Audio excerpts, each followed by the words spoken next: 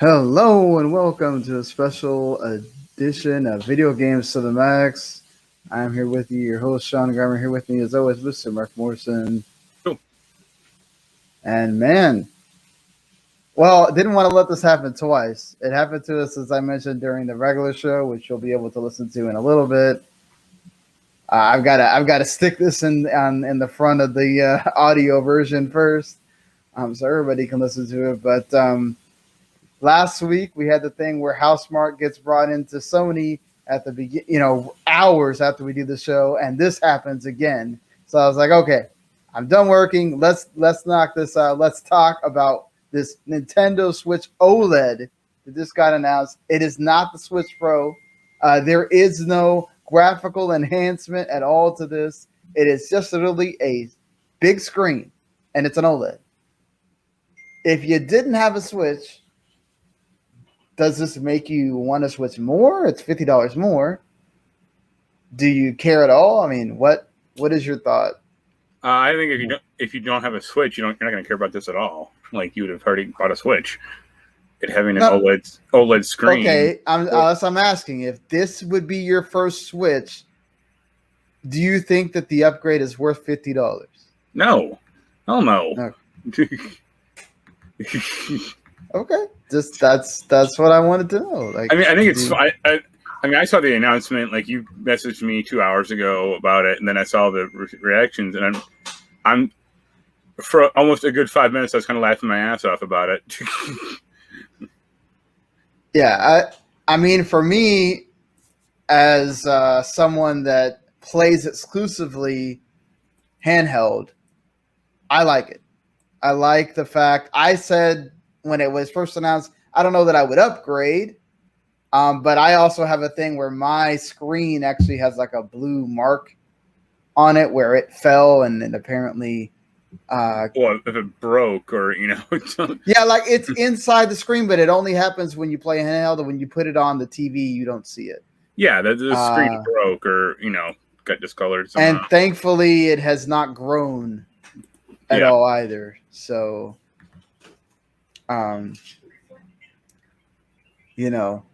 so I mean, yeah, it's just one of those things where I like the fact that it's bigger. It looks better. The screen is less like easy to scratch, right? It's not like one of those where it's like very finicky. So I think it works if you're a handheld person.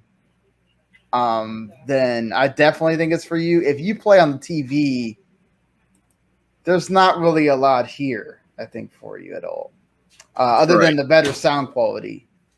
Which, I mean, we'll have to see how much better sound quality you're getting. I thought the Switch actually was fine, for that. Like the speaker is bad, but I always just use headphones if I was going to play docked anyway, or I mean handheld anyway. Yeah, I mean, I do like the new kickstand. Yeah, I like the new kickstand that moves. It's wider, right? So. And I actually like the color scheme of the controllers, like the Metroid looking controllers. Yeah, I like the white. The white is also making me wanna get that too. They should have said though, like, hey, we finally fixed these controllers. That would have been nice. Yeah, and it's also coming the day that Metroid Dread would technically be the launch game. For this, so. If you're watching live, we just kind of I showed the trailer while we're talking here, but I like that. I like that Metroid Dread is actually getting a little bit of, because we talked about it, right? Of, well, do you think Metroid Dread is going to sell well and all this stuff? And then like Nintendo's putting a lot of hype in it, right? Of just, okay, we're gonna give you a little bit to. All right, it's not only coming out the Switch OLED, but Metroid Dread is going to come out with it as your sort of launch game, much like Link's Awakening remake was for the Switch Lite. Yeah. So, yeah, man. I don't know. It like obviously the other stuff is the LAN port is in now, which is weird because it's like that should have been in there from the beginning. But I mean, it's nice, but also Yeah. like the Switch Online system is so garbage that it helps a little bit, obviously, just like if you're doing any kind of remote play, if you have your system. I mean, I've never really felt with the Xbox, I have a little bit more than the PlayStation, but I haven't really had much of an issue with it. Seems to make that much of a difference of whether mine's connected or not. So. I guess I don't mean like from a network perspective. I just mean from like an actual just, it doesn't work that well. Like there's no reason that like Mario Maker 2 should have lag when like me and Jens are playing. It's just like two people playing like Mario World and it being a lag-filled mess. It's like, forget it. Like, especially like when you can play other games fine or other systems just fine. Yeah, it's definitely like weird that it's also not like me and him have like bad internet. Like I don't know his internet speed, but mine's perfectly fine. Like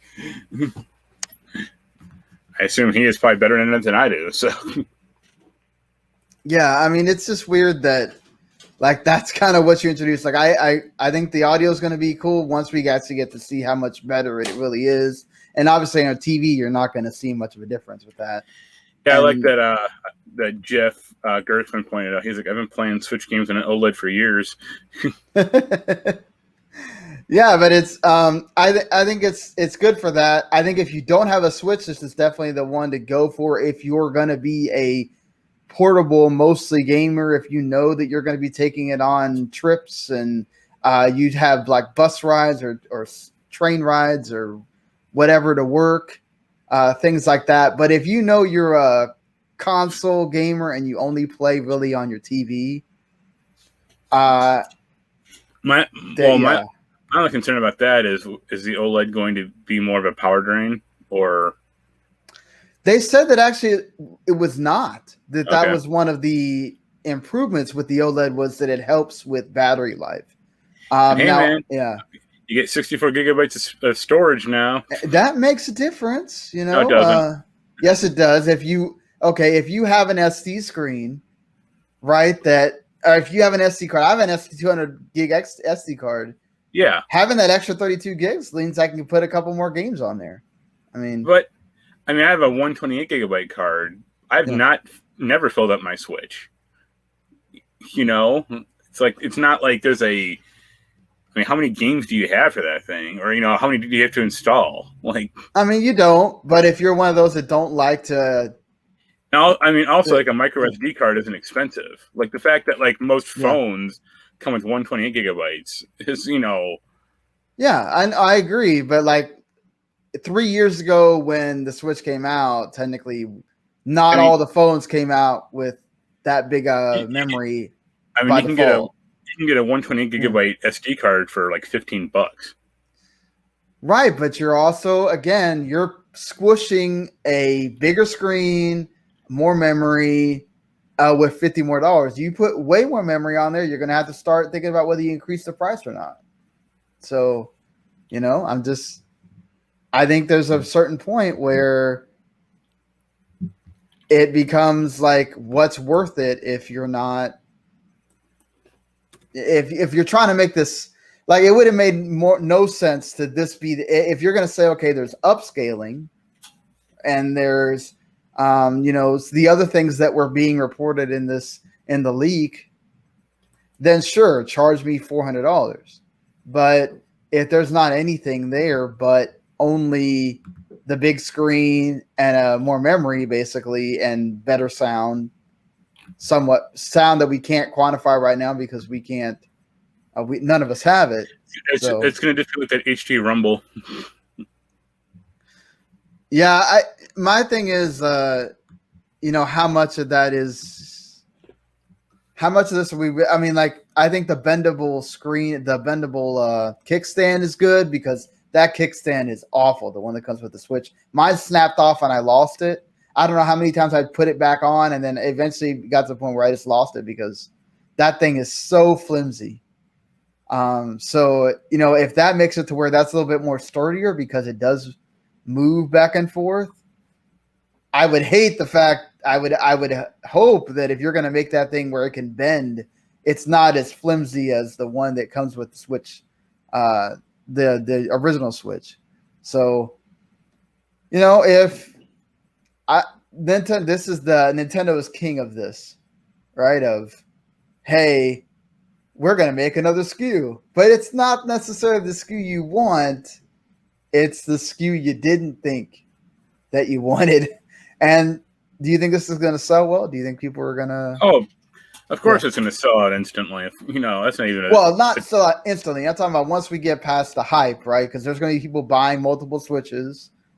I'm thinking about maybe should I ask this for my birthday because I am a mobile Switch gamer, and then I can give my original Switch to my daughter to be able to try out games and stuff like that.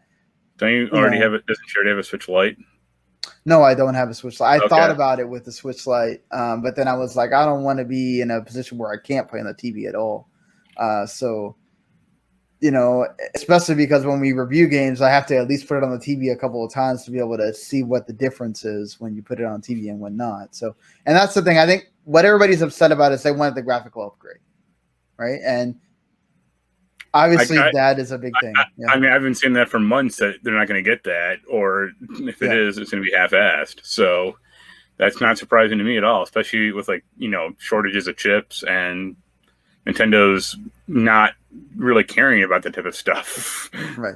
I mean, but let's discuss, I guess, the fact that Nintendo never officially said anything other than confirming, I think, the OLED stuff because it was Samsung. It was through Samsung had confirmed that they were doing something with Nintendo for it. But outside of that, none of the other stuff that have been coming out was confirmed by Nintendo. Do people kind of have a right to be upset? No, right now, like people, if people are legitimately upset, it's get a life. Okay, it's like people are just making rumors out of nothing, or But these are, again, as people that we do this as well. We're talking about big people that were reporting certain things about this supposed Switch Pro model. You're getting so many fantastical beliefs. It's if you get the Switch Pro to wipe your ass after you take a dump, it's no, have some perspective here, people. It's Nintendo never is in the forefront of technology, or at least they haven't been since the SNES. And what are your sources? You overheard some guy talking in a bathroom. It's no. Definitely they're talking to people inside this, but does even this if completely rule out a Switch Pro in the future? I hope it does. I want that to end. I want Nintendo to make a new system, not just, hey, we're bolting more and more shit onto this old platform. Well, I definitely think that they have a platform to go. Now listen, Nintendo, obviously, they are the innovators as far as what you can do with your system. We try to do something different. So definitely, I think they could see where they could go from here, but I wouldn't be surprised if we have a Switch 2 or Switch Pro at some point, because this is still their handheld. I just want Switch 2. I don't want Switch Pro.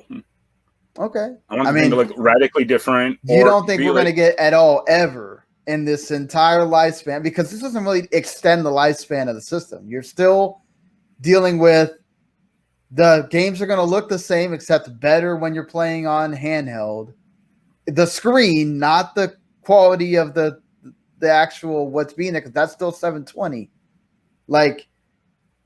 So there's no incentive for them ever with how bigger they want these games. You still got Breath of the Wild a year away. We don't know where Metroid Prime 4 is. You don't think that there's anything in the works at all of maybe this is a go between and then there's still a Switch Pro? No. Okay. I think that that's still there. I think it's still in their minds. I think that there has been thought about it. I think they know, and I'm pretty sure developers are telling them there's only so much more we can get out of this system. I'm sure of that. I'm sure, yeah, Activision or EA would like the system to have more RAM or faster CPU, but right. they ain't interested in Nintendo's games. They don't take advantage of that necessarily.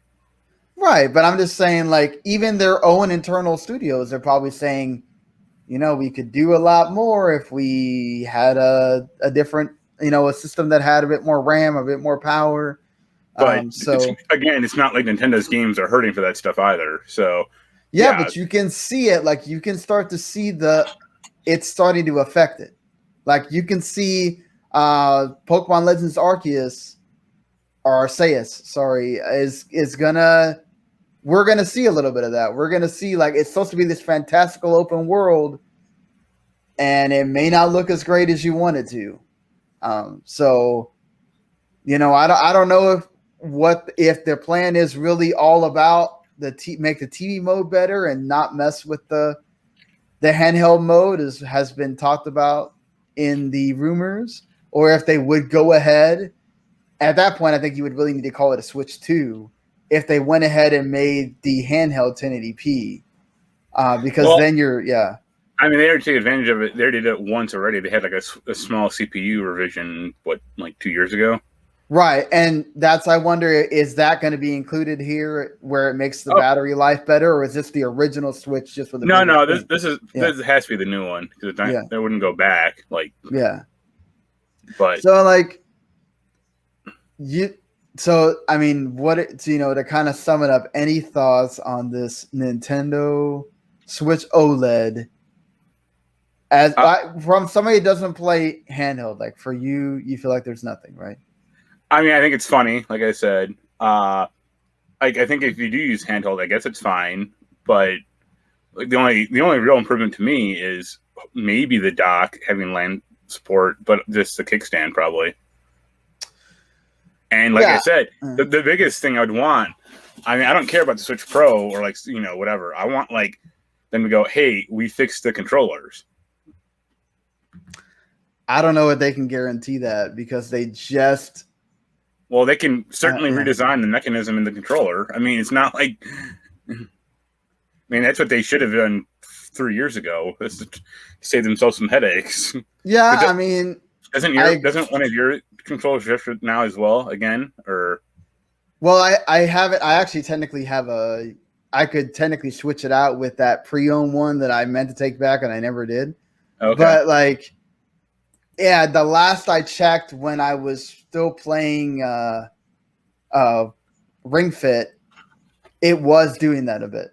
Yeah. So my left Joy-Con was doing that. So I will say again, I love the color of the white. Yeah, I mean that looks nice. Yeah, and I'm almost positive they will have some type of like Metroid Dread special edition console. Yeah, we'll see. We'll see with the chip shortages if that's going to happen or not.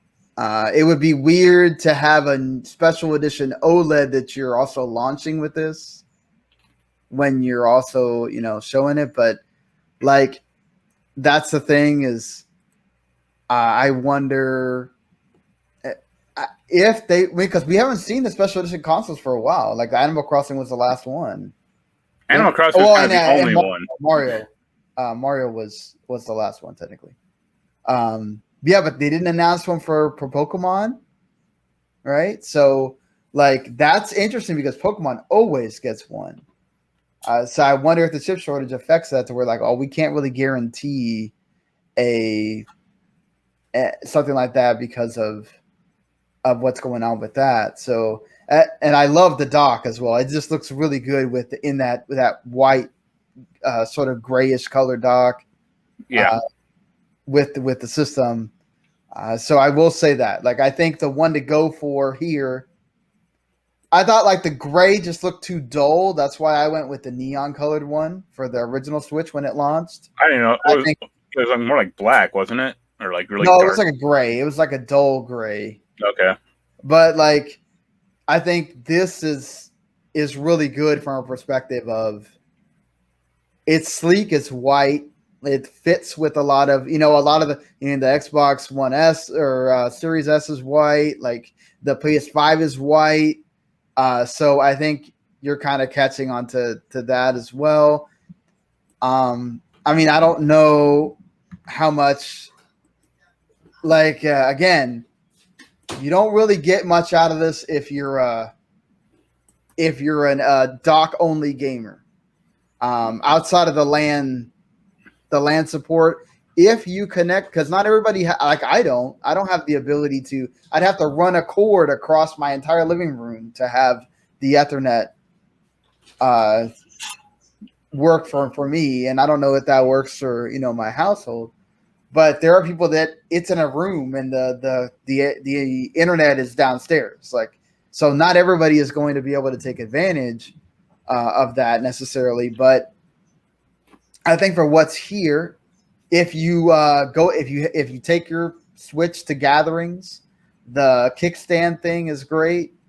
If you take your Switch places, like go on the plane, go on a train, go on a commute to work, that's going to be great to have that big OLED screen, 8 inches bigger. It's gonna the games are gonna pop off it more, and that's all cool. I think this is a good. Oh, if I need to, like my situation, give my Switch to a child or a sibling or whatever, and you want to buy another Switch, I think now you have your premium version. But this isn't the premium version that everybody wanted, right? But I think that's part of it is Nintendo never acknowledged any of that stuff on purpose. And maybe it is in the works, but I think people also need to learn to temper your expectations with Nintendo, because they will always sort of deliver something you weren't expecting, right? Everybody did this with the Diamond and Pearl remakes. They wanted something that looked like Sword and Shield. They didn't get that. They were upset, right?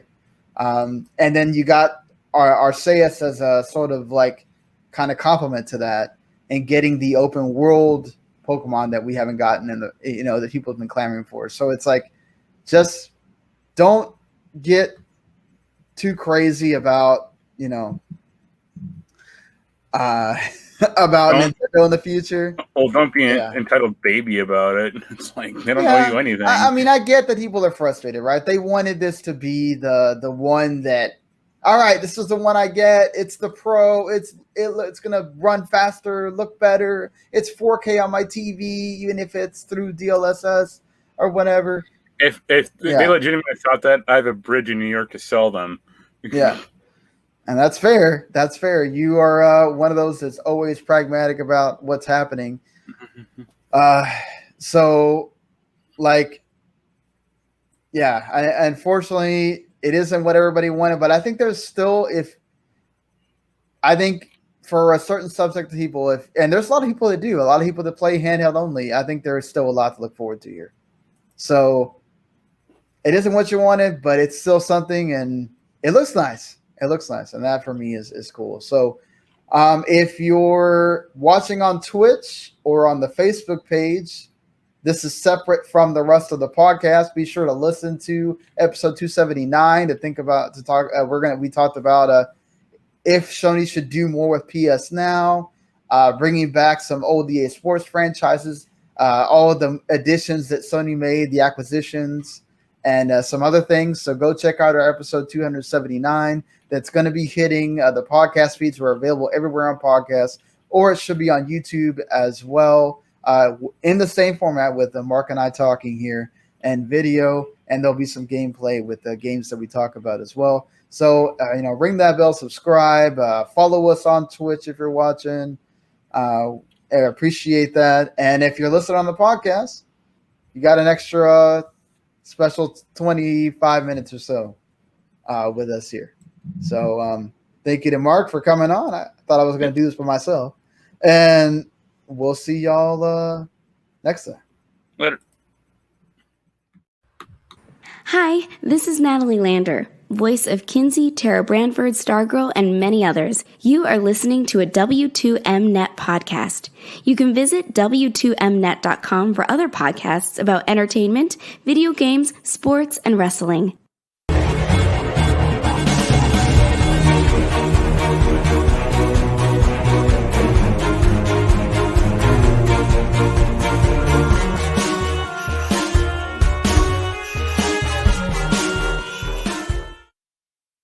You are listening to Video Games to the Max.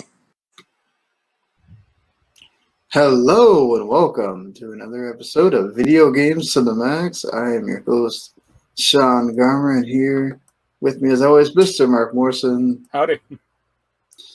Now we are doing if you're at some point watching live, we're doing a late night show because I had to do some overtime at work.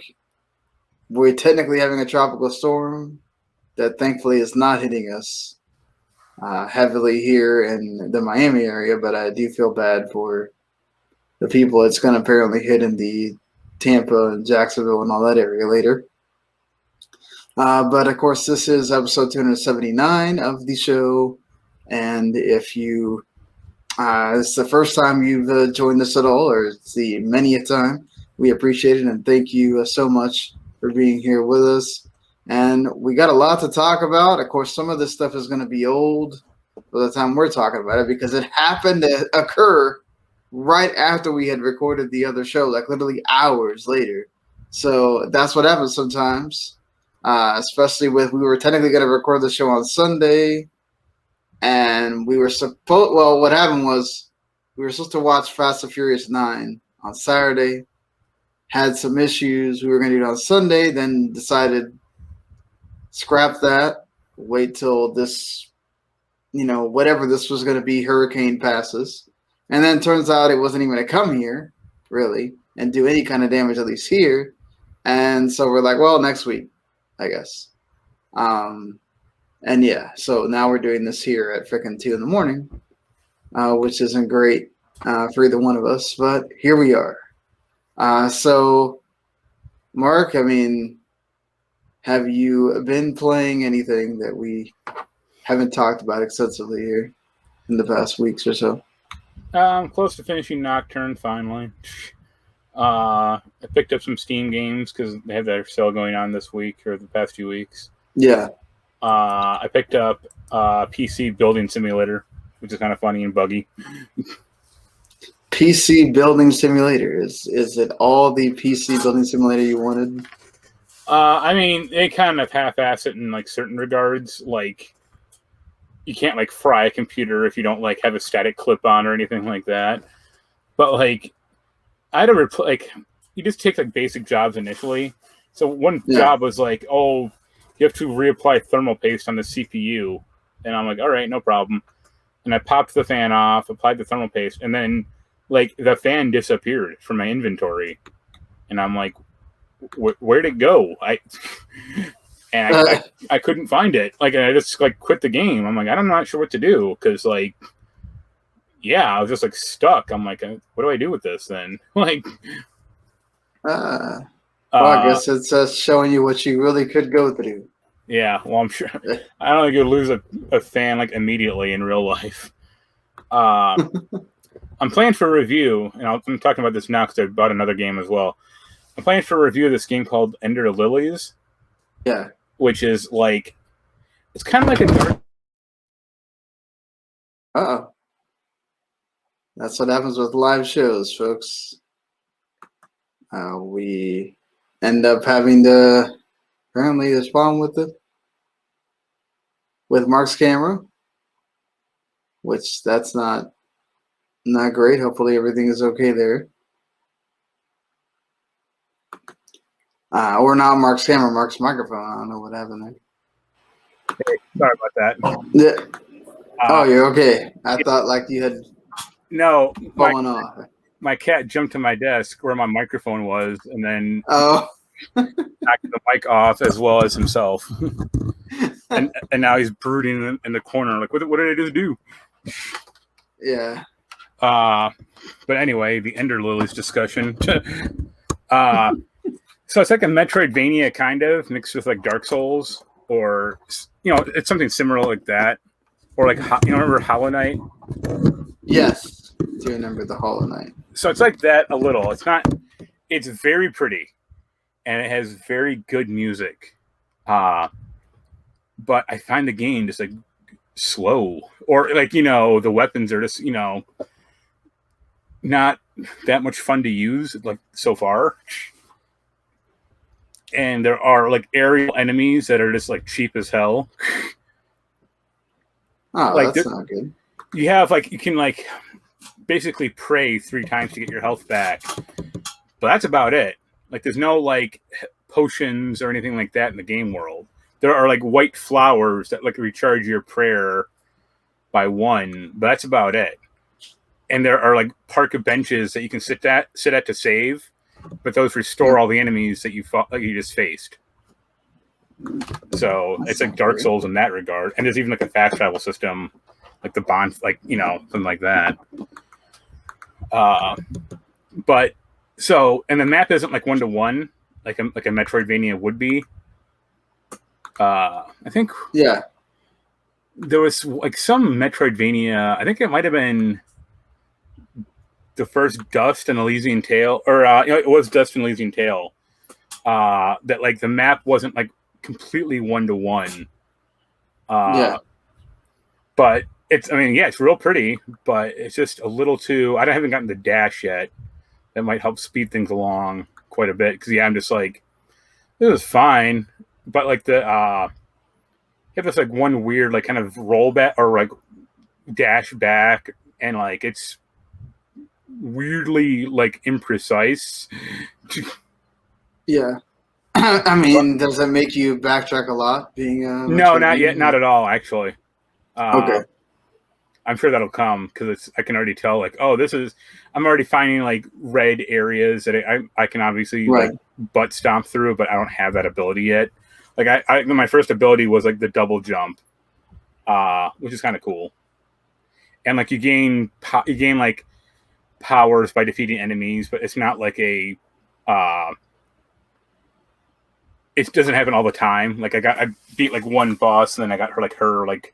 Well, isn't there like a lot of like there's the main bosses and there's like a lot of like optional bosses as well? I mean, I assume, but I haven't faced many of them yet. But yeah, it's fine.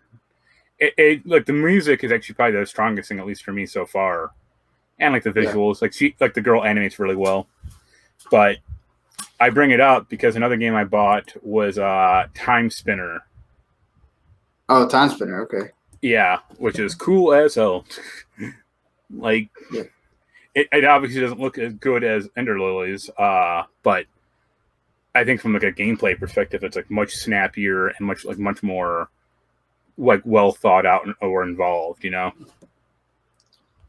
Yeah, I mean, there's at least like that where, like, I remember Time Spinner got a lot of love from like the Castlevania. Yeah. Oh yeah. I mean, it basically is like a symphony of the night, so that's cool in my book.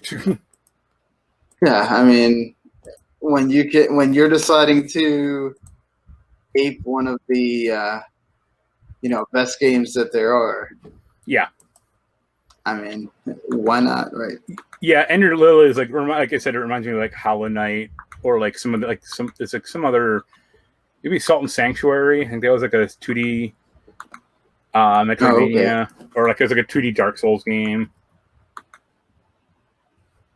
Yeah. But yeah, Salt and Sanctuary. Yeah, that's the one I'm thinking of. So yeah, it's like a lot like that, or like it's not like it's not like Dead Cells because it's like not roguelike, like or it's not as like snappy. But it's fine so far. Like I'll keep plunking away at it. Hopefully, I don't get too stuck. I just got wrecked earlier when I was playing today because like it just ran out of health potions, and it's like I'm not strong enough for some of the stuff I'm facing at the moment. So well, I mean that's the power of the Metroidvania. Sometimes you just have to learn to. Yeah. So you playing anything fun? I am just trying to get through Chicory. Yeah. I did the Ninja Gaiden Master Collection review. That's up on the site if you want to go read my thoughts on that. I think I kind of summed them up on the last show, but Ninja Gaiden 1 and 2, go play them. Especially Ninja Gaiden 1, Ninja Gaiden 3, just don't even bother. Yeah. But like, I for the most part, yeah, done with that. So I need to get to the next one, which this one's for Outer Haven, and that one it sucks because like all these games came out, at the same time. Randy helped me out with doing the intermission one, so now I can kind of just take my time and finally do the Final Fantasy VII one that I didn't do last year, but now I can talk about like the upgrades and how it looks on a 4K TV and all that. And Game Builder Garage I bought, but so I'm kind of taking my time with that one. But Chicory is one that I have to, and I still have to get the Scarlet Nexus, which I played here and there. But I got to review that game, so I'm trying to get through Chicory, which I really like it because of the way it looks. But I'm not a Zelda like person, so it took me a little bit to figure out like, oh, this is basically a Zelda game, but it's just done in this way. And obviously being a Finji game, the people that make Night in the Woods, the writing is super. I mean, I'm getting to the part where they're really starting to talk about the story, and you're starting to kind of like, oh, this is going to be like that. This is going to be like Night in the Woods. They're going to start getting into some real heavy stuff. And so I'm like, oh, this is not a game. This is it's a game that if you want to mainline it and don't take any time, it takes like 4 hours. It's like an hour per chapter. But it's like Zelda. If you know where you're going, it takes 4 hours. If you don't know where you're going, which, to be fair, they have this really cute hint system that you can call your mom and call your dad, and they tell you what to do on a phone that's just like a phone booth that's just sitting there. But it's still something you have to kind of discover, right? So there's times where I get stuck, and I had to go find a walkthrough or whatever just to kind of get through. And but I've been enjoying it. Like I normally don't play those kind of games, so it's like been fun, kind of just discovering. And then it has that element of, like I've said before, Anaya can just sit there and my daughter and color, and you can decide whether you want to color the world or not, or do side quests, which help you get. Right now, it's been all cosmetic stuff. You don't get anything that's like, oh, I really need to have this. It's not like you get this like special sword for going and coloring, half the world or whatever. It's just certain things. And then there's also obviously the collectibles that help with the trophies and all that if you want to do that. So like it's been nice to like go through and like discover more and more of the world and more of the story as time goes on. So I'm hoping tomorrow I can really just like with my day off, I can get through that, and start writing the review, because I know there's going to be a lot in the review that I got to cover with the story being as serious as it seems like it's going to be about. So, but it is still one of my favorite games that I'm playing so far, and I want to get to Scarlet Nexus because I know I've loved that combat as far as I've been able to play. So we'll get to that, and then of course gotta hurry up because I'm still thinking about whether I want to do Monster Hunter Stories 2 or not. So I'm like thinking in the back of my head, like, do I want to ask for this for review or not? Because that's another game I'm going to put on my plate. And we'll see how that goes. But being an RPG and enjoying the demo, it's some interesting stuff before we get to like some games coming at the end of the month.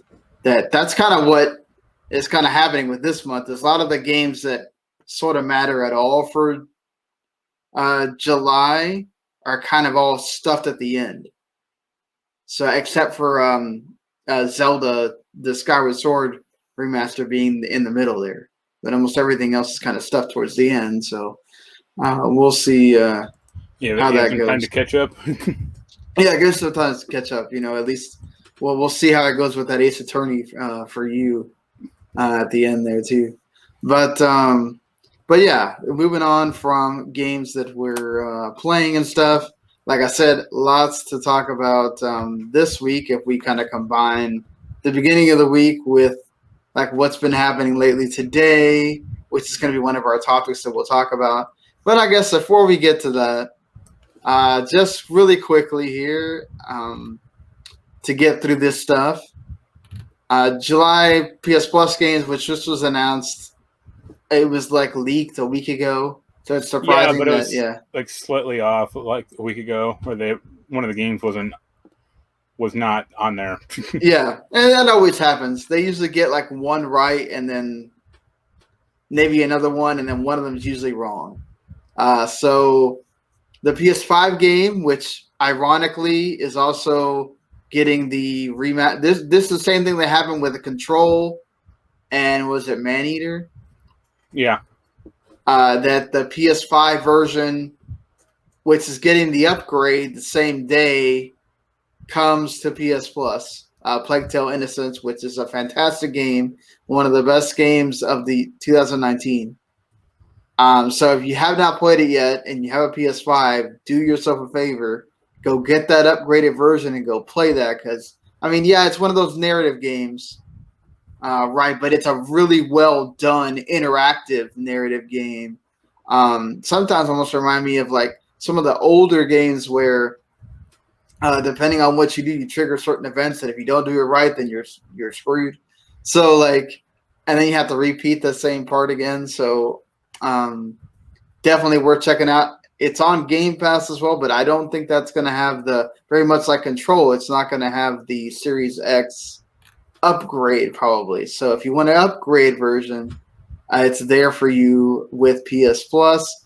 Also, Call of Duty Black Ops 4 is one of the PS4 games. And then WWE2K Battlegrounds, which this is the way. If you want to experience WWE2K Battlegrounds and you already have PS Plus, don't pay anything extra. Do it this way. Don't waste $20. Yeah, that was the game that was off last week, or like the rumor, because I think it was supposed to be Uncharted, the girl one, or Lost Legacy. I think. Oh, yeah, Lost Legacy. Yeah, and it's like I would have rather had that than that would have been huge though to have two big games like that. Yeah, in one. So yeah, I mean that's fine. At least you can experience Battlegrounds for what it's worth and not spend a lot of money. And you can get a Jeff Hardy and looks like an action figure. Yep. Just don't buy the V-Bucks that they want you to buy for all the other characters. Don't do that to yourself. So Xbox Gold, obviously, which actually it's not an awful month. There's been much worse months for Xbox games for Gold. Planet Alpha and Rock of Ages 3 are the Xbox One games. Rock of Ages 3 is fine. It's another one of those. I can't speak for Planet Alpha. Conker's Live and Real, it is.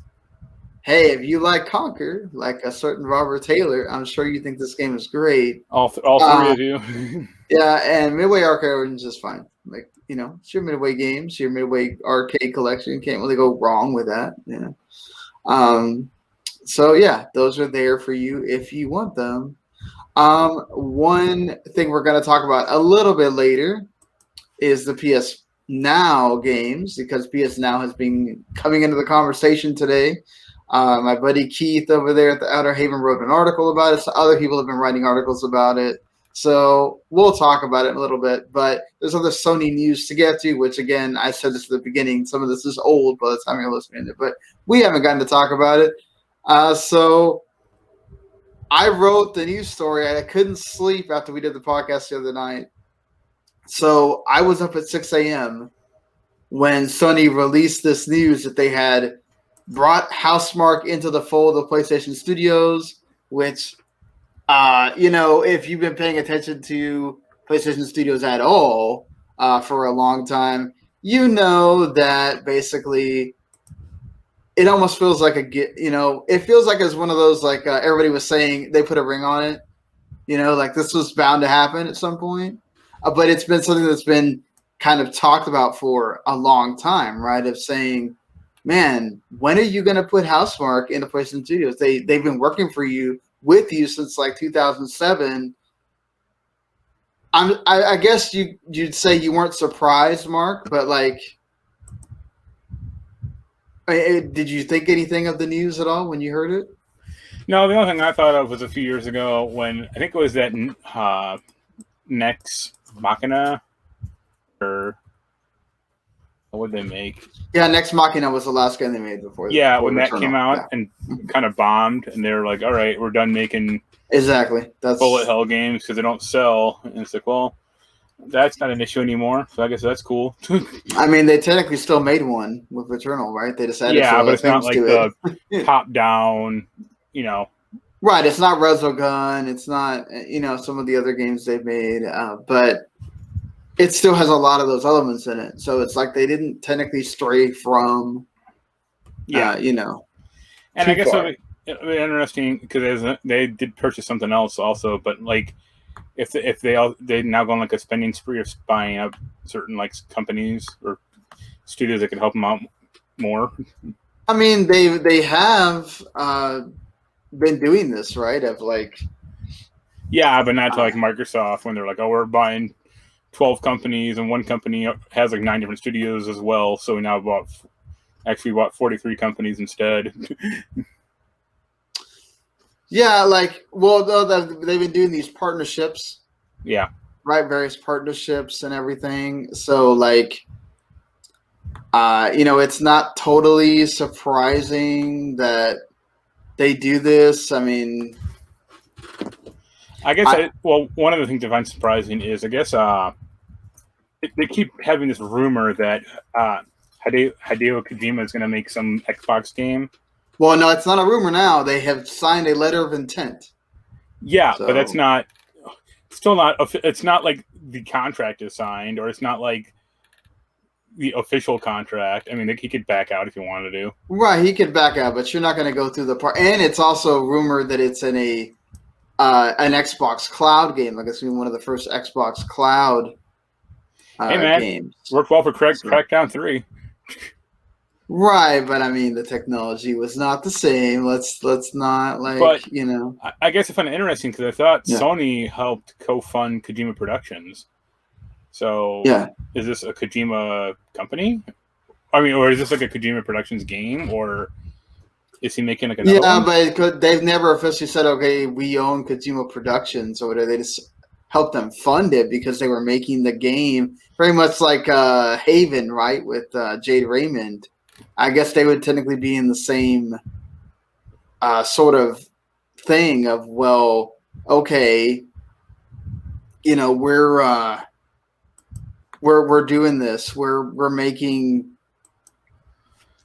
games for you, but we don't own you. We're just like partnering with you. So maybe the partnership ran out, and Kojima could kind of decide to do what he wants. Maybe at that point. But you think at that point, well, you'd think like they would actually lock those people down and say, hey, you may not, you can leave at any time, but as long as you're working for this company or you're making games for our system.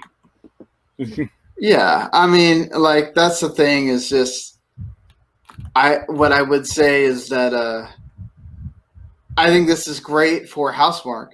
I think this is great for the company. Oh yeah, for like they don't have any huge thing to worry about unless they're like right. They're not having to worry about security. Security issues, or like they know that they're going to be able to make whatever game. I mean, and the fact that Returnal did well means that they can have a little bit more faith in what they do. So, I'm happy for the company. Yeah. And there's an unofficial. This was done by Sony Japan, so there's a little bit of oomph to it, but it still has not been revealed by Sony itself, and it was done with the same background and everything. Welcome to the family, Blue Point, which has been rumored for a while, along with Housemarque. If there was going to be another studio that Sony bought, to be Blue Point, because they're making games with just Sony on Sony properties for a long time. Demon Souls was the first. It's weird. Well, it's weird that like Sony is so like reluctant to buy studios, or they have to like wait 15 or 20 years. To buy the studio. It's like, don't you realize like that you could have saved yourself a lot of headache if you bought like Naughty Dog back in the day one, or what's the other one? Not Irrational. The Jack and Daxter guys. Naughty Dog. Well, Insomniac. That's everything. Insomniac, yeah. That's the thing though. I feel like they've been going through this. They've been going through this sort of like, okay, well, you have to prove that Yeah, but are going to make this great game first. I think it's like Yeah. that's justifiable to an extent, like maybe like 10 years. But hell, like Insomniac, they were started in '94, and it's only in 2019 is when Sony bought them, and it's like that's 25 years. You know, it's like they didn't prove themselves in that amount of time. Like, come on. I guess not. Like like that's the thing is just it's weird because I wonder if it does seem like they go through these things, right? Of hey, make this game, and then all of a sudden, okay, this game does well, like Spider-Man. Yeah. Right. And okay, well now we'll go ahead and purchase you and give you into the fold. I mean, they paid a pretty penny for Insomniac, so it's not sure, like, but like that's the thing is if they bought them in '96, after they made like Spyro 1, it would have been slightly different. Yeah, and that's the thing too is just I think it's great for Blue Point. They made Demon's Souls, they made the Shadow of the Colossus for them. So I actually almost bought Demon's Souls today, also, or Dark Souls. Not Demon's Souls, sorry. You almost bought Demon's Souls today? Yeah, I was at a store for $40 new.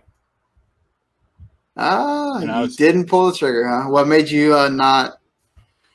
I had a 30% off coupon that the game wasn't a part of because the game was on sale technically, so they wouldn't honor the coupon. Okay. So, but I was like, if you guys honor this coupon, I'll be walking away with a copy of this game. But they didn't want to do it, so it's like, all right. Have fun sitting on your shelf for the next 3 years. I'm sure somebody will buy it. Ratchet and Clank isn't on sale, so I'm gonna use that coupon instead on that thing. Okay, so you that would probably be the better purchase, I think, for you. Yeah, I don't know if you want to get frustrated by Demon's Souls. It'll be an actual playable game. So I mean, like that's the thing is, I think these are smart moves by Sony. These are both studios that they've been doing a lot of stuff with. So like it's not out of the realm. Like it's not totally surprising at all. Yeah. But it's also, I guess, cool that they did that as well. So, and like this other company, Nexus, that they purchased, they are a little bit more of a unknown quantity as far as Sony games and all that. I mean, we don't. It sounds like they're more of a like PC. Yeah, they're like a emulation or porting studio. So Sony wants to make more PC games. Maybe that's what that is. Like it's okay. This is really our intent of wanting to make these studios, wanting to bring a lot of more of our games to PC. So, and then Herman Holst even said this when talking about that he highly respects Nixis, and he's excited to work with the team and everything. So, again, I think 3 really smart grabs by Sony. It's not the splashy move like Bethesda or the move that a lot of people want them to make of like purchasing Square Enix. Yeah, that'll happen. Yeah. You never know, but with the way that they are going with making games that sell well, they don't really need to do that. That's my point. It's like Sony could buy Sega. It's like, no, they couldn't. I mean, they could, but technically they could, but they have so much, it costs so much money that it would be dumb to do that. Yeah, it wouldn't really be beneficial, I think, at that point. Like, you're already getting to make these deals with Square for their big games, so what's the point of you don't need to buy them? It's not like Square saying, oh no, we have to put our games on Xbox. We have to put our games on Switch. We're fine with just they're pretty good about saying we don't have to put our games on Xbox, actually. Yeah. Well, I mean, but that's the thing, it's exclusivity. Yeah. Would they have minded making extra money from Final Fantasy VII Remake and And 16 and all that, probably not, but that's also more work for them because then they have to make it on a whole different system and everything. But like, that's the thing is it's a win for them and it's a win for all these studios have, security. It's interesting to see if Sony does anything else for the rest of the year as far as acquisitions or any other partnerships. Do you think now we get the whatever Blue Point is working on? There's been rumors for a while of whether it was a Square Enix thing or another Sony like old property. Like they're gonna bring back Disruptor, guys. It's gonna be rad. I just hope it's something cool, like something we haven't seen in a bit. It'll be a Last Guardian remake. Oh God, please no. It'll take 13 years as well. Let's not really hope it's not that. But I mean, we'll see once it finally gets like announced whatever they're going to do with that. But and it will be interesting to see once we find out anything about what Nixus is actually going to be working on for them as well.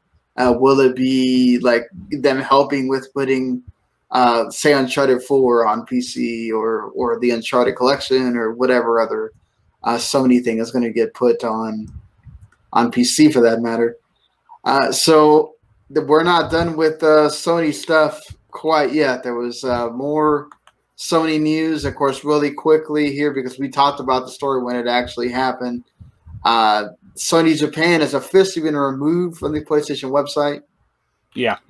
So if you didn't know, they are now. I mean, they were merged into Team Asobi, and then kind of just done away with, basically admitting that it's going to be the Astro show going forward, at least for the time being. So I just find it still weird because it's like that's not a bad franchise, like a bad character, but it's still very much like a proof of concept or like that. Yeah. That Playroom thing was fine.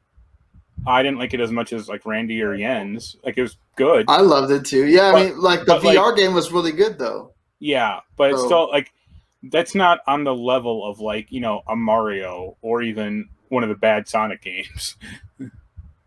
I mean, I would say it's better than the bad Sonic games because the VR game is. I guess I meant in terms of like scope, not in terms of actual quality. Yeah. No, the game is good. Like, but I mean, like the game, like that Playroom thing, it was like it was good, but like it just wasn't. It was like 2 or 3 hours, you know. I agree. I'm just not sure about how much longer, or how much more you can like stretch out that game or that type of game without like massively trying to like redesign it all. Or to give the character like a personality or a story. Yeah, I mean you're right about that. But I mean, like that's the thing is,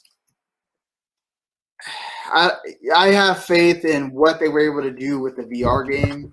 Yeah. That, you know. I guess I didn't play that, or I don't. Yeah, I never really got it to work at all. So, oh, you didn't? You didn't play it? Okay. I think I downloaded it, but like the PSVR just never really worked well in my room or my setup. So I'm like, yeah. Okay, fair enough. You know, I thought you have, it was really fun for me. I love the fact that it just, man, it really immersed you into that world and everything. So like if they can take that and put that out of the VR context, I would be great. Honestly, if they could do that for real.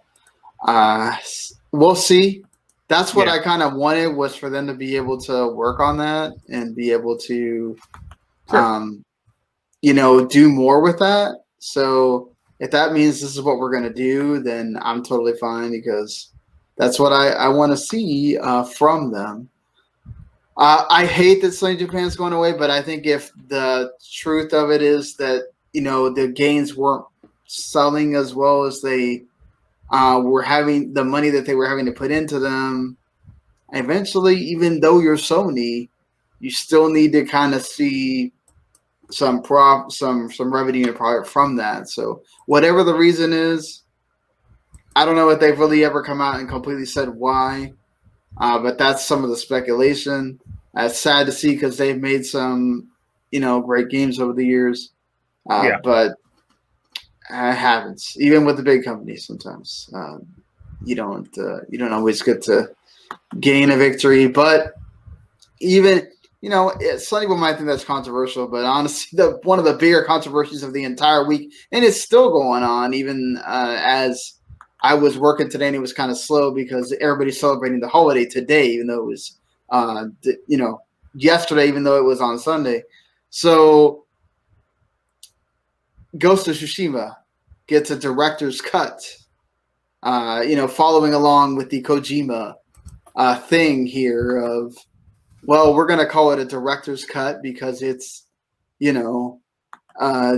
whatever, where it has a film look to it, all of that stuff. Why not, so like, I can't wait for the Cyberpunk 2077 director's cut. Oh, please. That doesn't even, who knows when that PS5 and all that version are coming. But like, obviously the controversy here is that you're getting a new expansion, right? The Iki expansion that's costing $20 if you're just getting the PS4 version. But then they're going to charge for the upgrade to PS5 to, get the not the 60 frames. 60 frames actually came in an update to PS4 as well, but the 4K visuals and the haptic feedback and some of the other PS5 features, right, are being included in that. Yeah. And of course, people were very upset because if you actually look at it, less than 10% of the games that have upgrades are actually charging for them. And 2 of them are from Activision, which you expect because it's Activision. That's what they do. But you don't expect that from Sony itself, who these are their studios. It's not like Ghost of Tsushima didn't sell well. Did you really necessarily need to do this? Maybe not. I mean, as far as I'm concerned, it's new content, right? So I think they probably feel justified for that. I mean, technically, you get the upgrade for Final Fantasy VII remake, but I mean, I don't think most people are going to replay it again without that Yuffie DLC, and that was right. But okay, so it's $20, but it's also exclusive to the PS5. This is $20, and you can actually play it on the PS4 that you already have. So it's not like they're making you upgrade to the PS5 to get it, right? It's not like most people can go into a store right now and buy a PS5. So I'm sure they thought about that and said hey, if people still want to keep playing this game and most people can't buy a PS5, here you go. Yeah. I mean, they're also allowing you, I think, to make the jump from just Ghost of Tsushima regular to director's cut. Also, also this game, unlike some other games that you mentioned, Maneater or Control, Control or stuff like that. This was a pretty late game. I would say not Control per se, but Maneater would be a good example. It's a much more expansive, or they probably did a lot more work to it than Maneater. So I'm sure, I would say it's fine. I would also say you don't need it if you don't really want it. I mean, I guess I wouldn't mind the DLC, but it's going from the PS4 to the PS5 version. I'm cool. Yeah, I mean, you can still get now I think the expansion price is well fair. Yeah. I mean, you may even get more out of it than let's say the Yuffie DLC for the $20. Because there's going to be stuff that it's probably optional or whatever. Oh, yeah. It doesn't seem like this is crucial to the story like the Yuffie DLC is. That's not either. So go on. It is. It supposedly changes the ending. I haven't gotten to that part yet, so I'm trying not to spoil myself. But and it will be featured in the part 2. They've already said that today. This in an interview that was done already. So. This one apparently takes place after chapter 1 or 2, and then you can go off to the Iki Island or whatever and do that part. honestly, listen, I'm in a weird crossroads where I think it's really cool that we've seen a lot of PlayStation games come out and they don't charge you for the $10 upgrade, which they very well could. Square Enix could have done that with Final Fantasy 7. A lot of these other games didn't do that. I think it's kind of crappy for Sony to do it. You're adding PS5 features, yes. But I mean, this is also Sony. Like, you're the first party. You should be setting the example like Microsoft of maybe Activision, cool, you want to charge, that's on you. You're a third party, you do what you want. But man, other third parties have gone in and are not charging, and then you're charging on your own system. I mean, when you know that there's a lot of people that can't buy these PS5s right now, I mean, it kind of seems a little bit greedy though. Like, well, again, you don't know how much work they actually put into it. I don't. I'm not saying that it's awful for them to do it. They're putting the haptic feedback in. They're doing. I would feel dirty about paying for that like Tony Hawk one because it's like, no, like it looks better, but like, come on, you didn't even add it. Like, there's nothing added new, so come on. No, I agree on those. The Activision ones are just awful, but like, so I don't know. I just feel like it's weird. There always used to be at least like the old PS2 to PS3 or PS2 to PS3 and like Xbox 360. There was like a price difference between like the old like game and the new game, right? Like Just Cause or Gun, like you know. So no, I agree. I agree. I'm just like it just really speaks volumes to how Sony is just. That they are at the forefront. They know that they're going to get a lot of acceptance of this, and they're going to get a lot of backlash.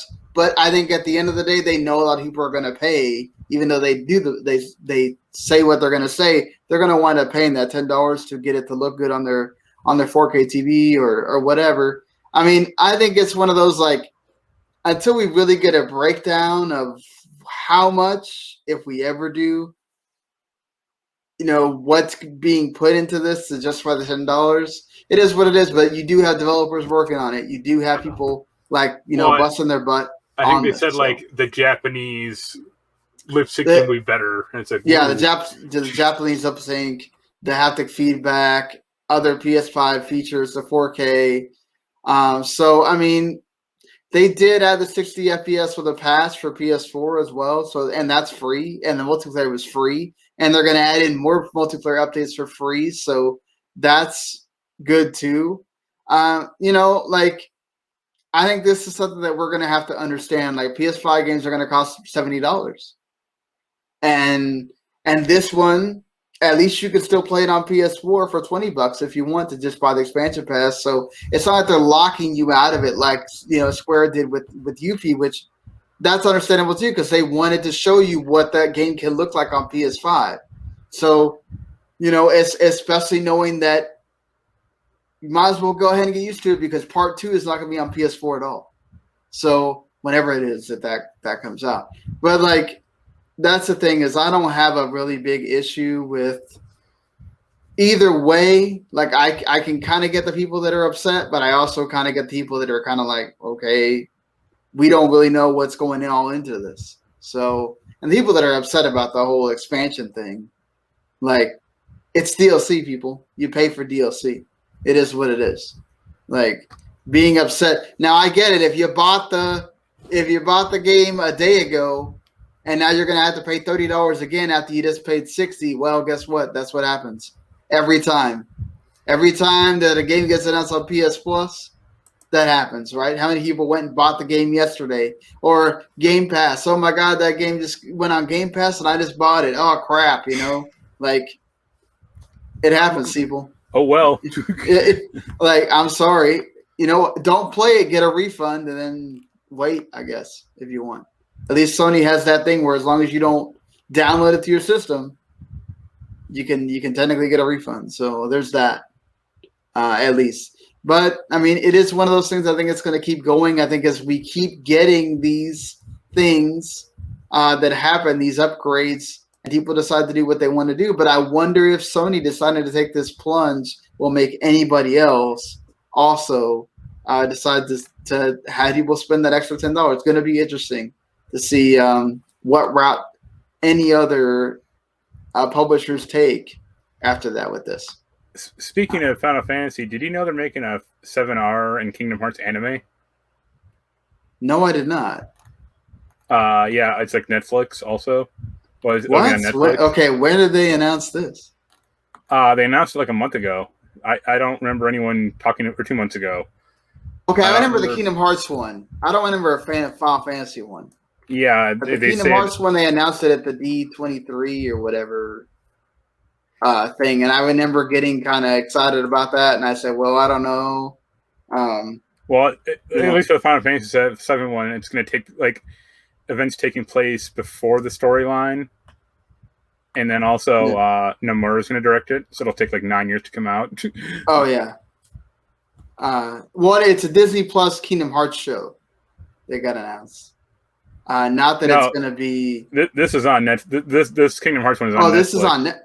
Okay, that wasn't. We didn't even talk about that during. They didn't announce. Did they announce that during the Geek Week? Because, like, I know that there's one for Disney Plus, but I don't know about one for Netflix. I mean, like, I don't. Yeah, I don't. You know, it was announced in May 2020, 2021. Yeah, but this is just Disney Plus. It doesn't say anything about Netflix. No. Okay. Yeah, but either way, so like getting back to the point, this is going to be a thing that rages on. We'll see how that goes as more publishers decide to take the plunge on this or not. Hey, people don't like it, don't buy it. I mean, that's the thing, though. That's the thing, though, right? Like, the best way, yeah. Believe me, that game has enough boring-ass content that'll keep you busy for months if you want to plow through it all. That's true, too. Like, I think the thing is, too, is people need to learn to vote with their wallet. You can complain about it on Twitter all day, but if you do exactly what I just said and you go ahead and buy it anyway, you're not showing Sony anything.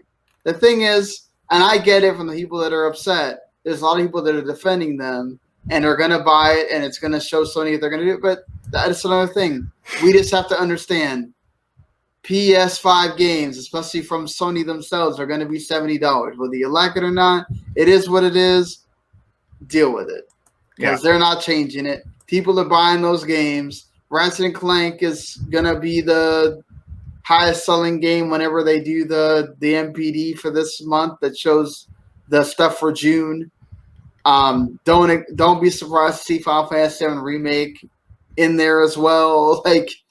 Like don't be surprised when this stuff sells. It is what it is. Like, at least in the United States, that $10 difference ain't a big deal. Like, I get it from the perspective of other people, right? Canada, UK, Australia, it's terrible. That difference is awful. Like, it's a difference of like $30, $40. Like, that's a big deal. And I get that. But for a lot of people, that $10 difference is necessarily not that big a deal. They're willing to pay it, especially when you're talking about a game being on PS5 now. So, also, before we move along, Control announced a multiplayer game. Why? I don't know. Like, I don't know why this needed to be made, but cool if people want to. Because 505 is paying them to make it, or I get it, but it's like, I don't know. This news happened, and I was like, this needs to exist. Why? Like, did people really? I get it that they want this as a way to like make money so they can get more funding for the second game. But if there's like a co-op game, I could see it happen. I could see it doing well. Well, it is a co-op multiplayer spinoff. But like just one, like two people. If it's like more than two, like four, forget it.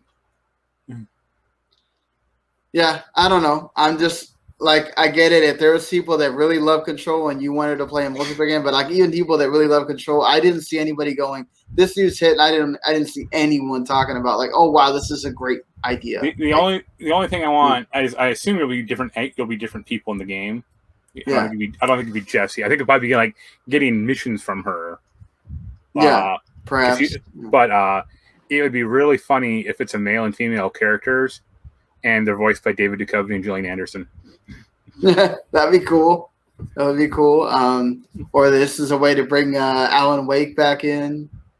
You know, play as Jesse and Ellen. Yeah. You know, so that'd be cool as well if they could do that. But that's just me. See, I mean, all of their games are pretty narrative focused. Yeah. So, like, I mean, I think they dabbled with like one of them. I think the Alan Wake American Nightmare. They dabbled with like some arcade mode Yeah, that's true. which is terrible. So my like fervent fear is that it's going to be like that. They're going to be like more arcadey focused. And I'm thinking, like, please God, no. Yeah, like their games are very like story-based games, and like if you're gonna do that with like a friend, like that'd be cool. Like me and Jens running through the game together. But like if we're just doing it and like logging out some random idiot, like forget it. Yeah, fair enough. Then like you should be able to only play that game with a friend. Well, yeah, I mean, because like I don't think the combat in that game is good enough to do like a horde mode or like some survival mode or anything like that. I'm like, forget it. Yeah, but they're also making some waves about Control 2 or some other game which like barely is even mentioned. But yeah, sure. Yeah, I think I actually do think within like 5 years they'll be bought by someone though. What, 505? Yeah, not 505. Remedy. Okay. Yeah, I mean, I don't know. They have been one of the ones that have been fighting to be independent for so long. I don't know. Yeah, but if Microsoft dumps the Brinks truck up with to the doorstep filled with cash, Yeah, fair enough. But yeah, we'll see. Yeah. Before we get off the Sony train too much here, I wanted to do our first kind of like major topic with, I guess before we get into that, the PS Plus games were announced for July, and they're actually some pretty big games. If you go and look at what's announced, there is you got Neo 2. You got Red Dead Redemption 2, which, I mean, if you haven't played it yet, I mean, that's a way to test it out there. And then you have Moving Out, which is a pretty decent indie game. Did not get the love that Overcooked got from Team 17 and that team, but it's still a pretty decent game. Judgment as well. This is not the PS5 upgrade Judgment. This is the PS4 Judgment. And then also, what is it? The Tokyo 2020 game that you can also, I guess, buy the DLC and put Sonic in it. And God of War, the 2018 game, which I don't know why that left in the first place, being a Sony first-party game, but that's neither here nor there. At this point, it's also on the PS collection if you had the PS5. But honestly, I think for me, what it is like, this brought up the conversation again, and Keith wrote a great article entitled "Why Isn't Anyone Talking About PS Now?" I've seen other outlets writing about PS Now lately, about with the Game Pass meme being a thing last week that we talked about. It's something that is now something that you go, well, why isn't anybody talking about PS Now? Why is it that it's all Game Pass and Sony has this other service, and you would really never know about it except for this time of the month where they talk about PlayStation Now games, and then they just never mention it again. And like, it just feels like Sony just kind of has PS Now as this thing that's there when they could really do a lot more with it. And like, this is going to be my question of, what do you think that Sony really needs to do more with PS Now? Or are you at one of those where, you don't care and who cares and doesn't matter? And Well, I mean, one thing they could try to do is like rebrand it. I mean, that might help because PS Now still has that like, negative connotation about having to stream games. Or Well, no, initially I did. mean, yeah, they technically did announce that the PS4 games are downloadable.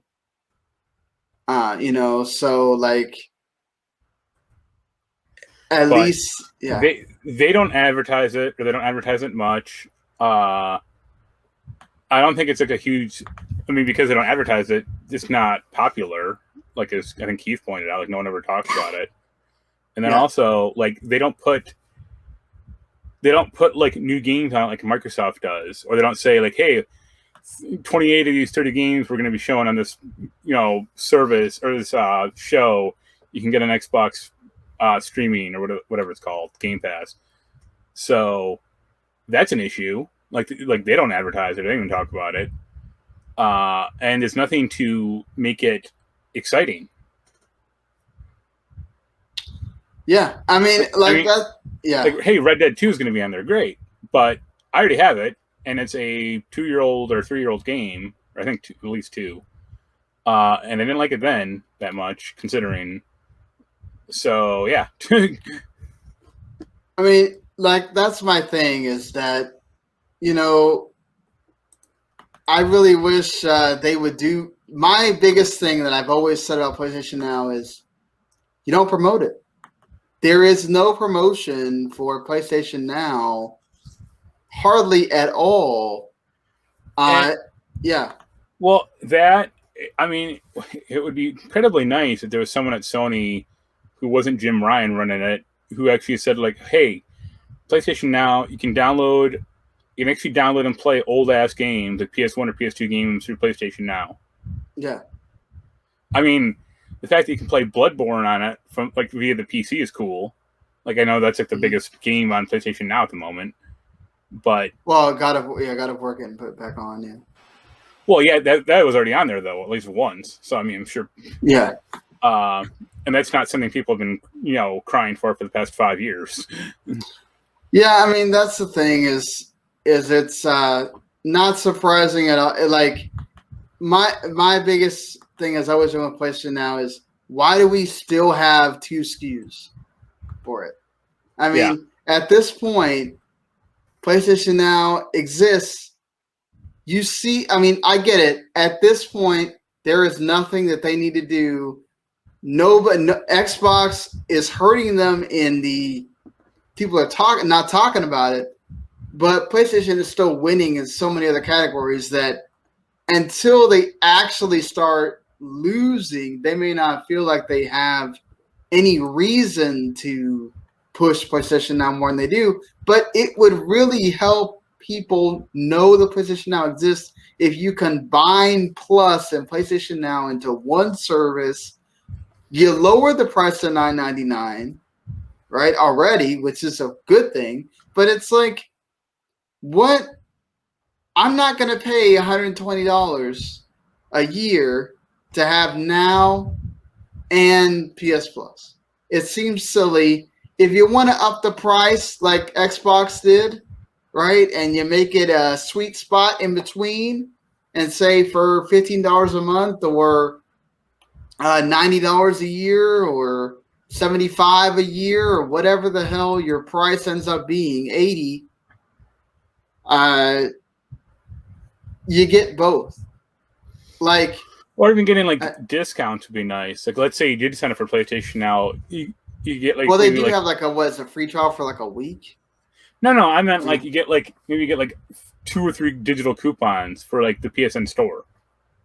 Yeah, they did that for a little bit. I feel like when they had first really tried to start like promoting the price drop, and then there was nothing, and it's like, well, I mean, they don't care.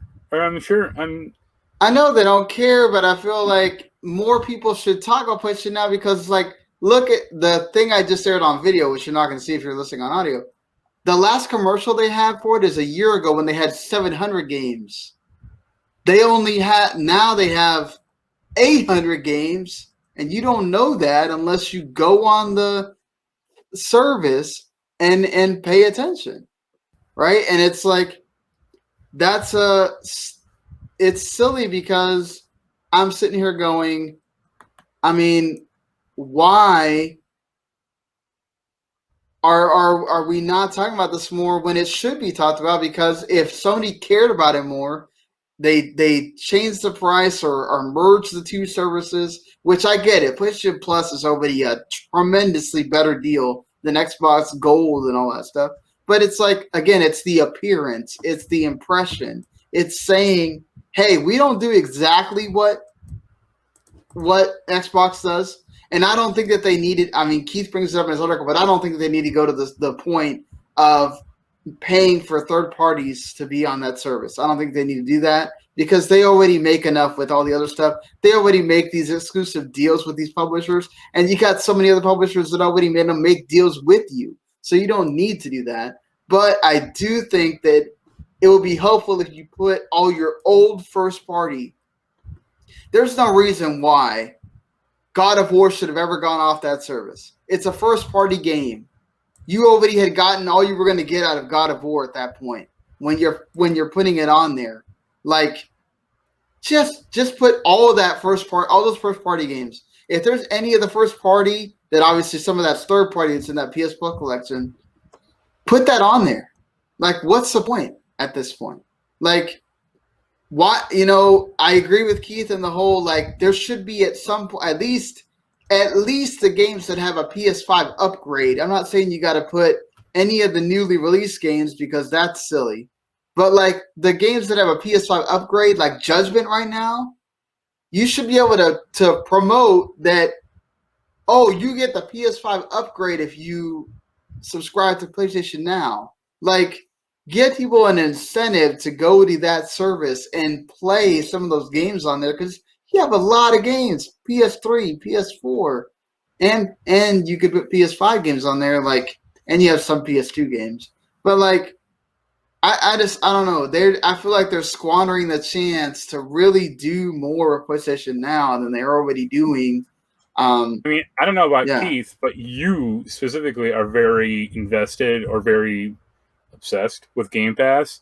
Yeah. Sony isn't. Right. I don't think Sony ever will be. I mean, no. And like, even if they started advertising it, I mean, I still don't think, like, I think there are more people that want to own games than use some streaming service. Right, but it's not about not owning the games. You can own the games and still try it on PlayStation Now, and then decide to go buy the game. I mean, technically, look at God of War. Technically, you don't own the games because you yanked it off for however long they did. Well, right, but that's. I mean, and also games go off Game Pass, so it's not Yeah, games go off Game Pass, but you can also buy them at a discount. It's not like games go off Game Pass and they leave the store entirely. You can't buy them or whatever. This ain't like Blockbuster. You can't, like, you get a discount if you buy the game. It's 10%, sometimes 20%. I mean, you can say it's not a big deal in a lot of people's eyes, but what I'm saying is you still have the option to buy the game if you like it. And that's the point, is it allows, especially if, you don't have to put nothing new. You don't have to put anything absolutely brand new on that service. But also think about like if someone randomly got, and they didn't own it before, got a PS4 or even a PS5, and all their friends said, oh, hey, get God of War. And so the guy runs out and buys it, or buys it digitally, even like for $20. That's more than they'd get from PlayStation Now at 10. So yeah. Well, no, but okay. Like, I don't think God of War is the best example because, like you said, it's now permanently at $20 basically. Or even like Red Dead. I mean, even Red Dead. I mean, a person can like buy Red Dead and like GTA 5, play it forever if they really want to do. So yeah, you can. But like I'm saying is, what if you're like me, right? And Red Dead necessarily isn't like your kind of game, but that there's a lot of hype around Red Dead. It was a game of the year. Like, let me finally give it a shot now that I'm not having to. Obviously, if I buy it now, I can find it for cheap. But like at the time, if you had, let's say, like 6 months out from when Red Dead came out, you have it on there. and I could try it out and I could decide, oh man, okay, I like this game. I want to go buy it now. I want to go own it. That's my prerogative. I just feel like Sony is not going to want to do Game Pass. They don't want to do all the fluff and all the other stuff that Microsoft does that they don't have to do. I'm just saying do the bare minimum. Promote your damn service. Change it to where you're giving people an option of combine the two and get something out of both. And also, like, at least put your first parties on there. And not the first parties that come out new, your old first parties. If you're already putting Horizon on, you're giving it away for free. I mean, I think it's already on there. But what I'm saying is, like, if you're getting to the point where you're putting something on PS Plus, or you're putting it on that other free thing that they did for a while, or whatever, like, what's the harm of it being on PlayStation Now? And letting people kind of experience those games. And then also, like, I don't know how much work it would take. Of those PS3 games need to be downloadable. Like, there should be no stream-only games. I mean, like, I can see that, but they don't. I mean, look at the PS3 emulation. Like, they can't even get that going. So, but we're talking about doing it. I'm not saying there's work involved in that. I'm not saying that there's not. And it's a lot of PS3 games. Besides, Jim Ryan says people don't want to play old games. So, well, now he walked that back, and he said he didn't mean to say it that way and all that, whatever. But it's just like, no, he did. I mean, he's a cold-hearted businessman. Of course, it's not like, I mean, as much as like I'm ambivalent about like Xbox, like, you know that Phil Spencer plays games, or he's picked up a controller. I agree. Yeah. Well, Phil Spencer tells you he plays games, and he's there playing the game. I mean, like that. I don't know that it's all Jim Ryan. I mean, we talk about Jim Ryan, but Herman Hulse is, sitting there behind all these acquisitions. Like, there's got to be a team that's on PlayStation Now that may not have anything to do with Jim Ryan or any of those suits. And I feel like it's just, you could talk about PlayStation Now in that same sentiment, maybe not the same way. You're not getting the same kind of value, but it still could be talked about. And I feel like you should do more with it. This is what sucks when you have a freaking a light in front of you. You're going to knock it over when you get excited. But, like, seriously, I don't know. I just feel like you could do more, Sony. Obviously, I guess Microsoft has to really prove. And I think the news that we had come out recently, now granted, this is absolutely terrible comparison because it's like apples to oranges as far as we're talking about physical UK media sales. We're not even talking about digital. We're not talking about any other region. But the Dark Alliance, that Dungeons and Dragons game that Jens talked about last week about how not good it is. Apparently, like 96% of the sales are from PS4, PS5. And not much on Xbox. So, like, it helps that it was day one Game Pass. But also, I think what doesn't help also is the game's not good. And people got to try it out. And then, like, why are you going to buy it on Xbox at that point? But, I just feel like, you could do more. So, that's just me. I'm glad that you had a dissenting opinion there. Every service could do more. Like, Nintendo service couldn't be shit. That'd be nice. I mean, Game Pass could be cheaper, or they could have. I don't know if Game Pass could be any cheaper than. Or they could have like more older games on it. That's for damn sure. But yeah, I agree with but I think Jason Ronald said they've gotten to the point where it's becoming difficult. It's becoming difficult to find, like, who is the one that's in charge of this, or who's the one that we're supposed to go find for this. Yeah. Right? Like, so at some point, there's always so much you could do to try to get any more 360 or I don't know how much they've tried with the Xbox original games. I would say almost none because they don't care about that one. Yeah, but he says that they are still always, trying with that. But again, it's the whole like, how much can they really do? There's not a ton of investment. It's like, oh, we got Bloodwake finally running on the old original Xbox, on Game Pass. It's like great. All the 2 people that care about that game that are going to be super psyched. Yeah, I mean, like I get you, but I think it's the thing of, I don't know. It's cool. I mean, there's some games missing that I'm kind of like, well, damn, can't play that backwards compatible. I mean, what is it? I think the binary domain that they did on Chapter Select, that's not backwards compatible either. I don't know who's in charge of that. That's a Sega game, but that's on Steam, so it's fun. That's weird because it's a Sega game, and they work a lot with Sega now. So, but of course, people have to actually be like clamoring for that game, not just people have to like go tell Microsoft, hey, we actually want binary domain. No one ever is. no one is at that point. But also, that was like a Yakuza game with like weird shit in it, so I could see why that might actually be an issue. Yeah. Or like, Yakuza engine, studio. But like, the voice stuff in that game is a nightmare. Yeah, but definitely I'll put Keith's article in the description, the show notes, whatever you want to call them. And definitely go let us know what you think about does PS Now need to do more, or is that just who cares because Sony's winning and that's what matters. But before we get onto our other big topic, which I think is cool that we're going to get to talk about that in a little bit here. We go from studios shutting down, studios being acquired, to some big names making studios.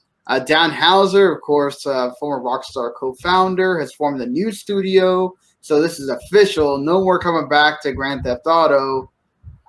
It's called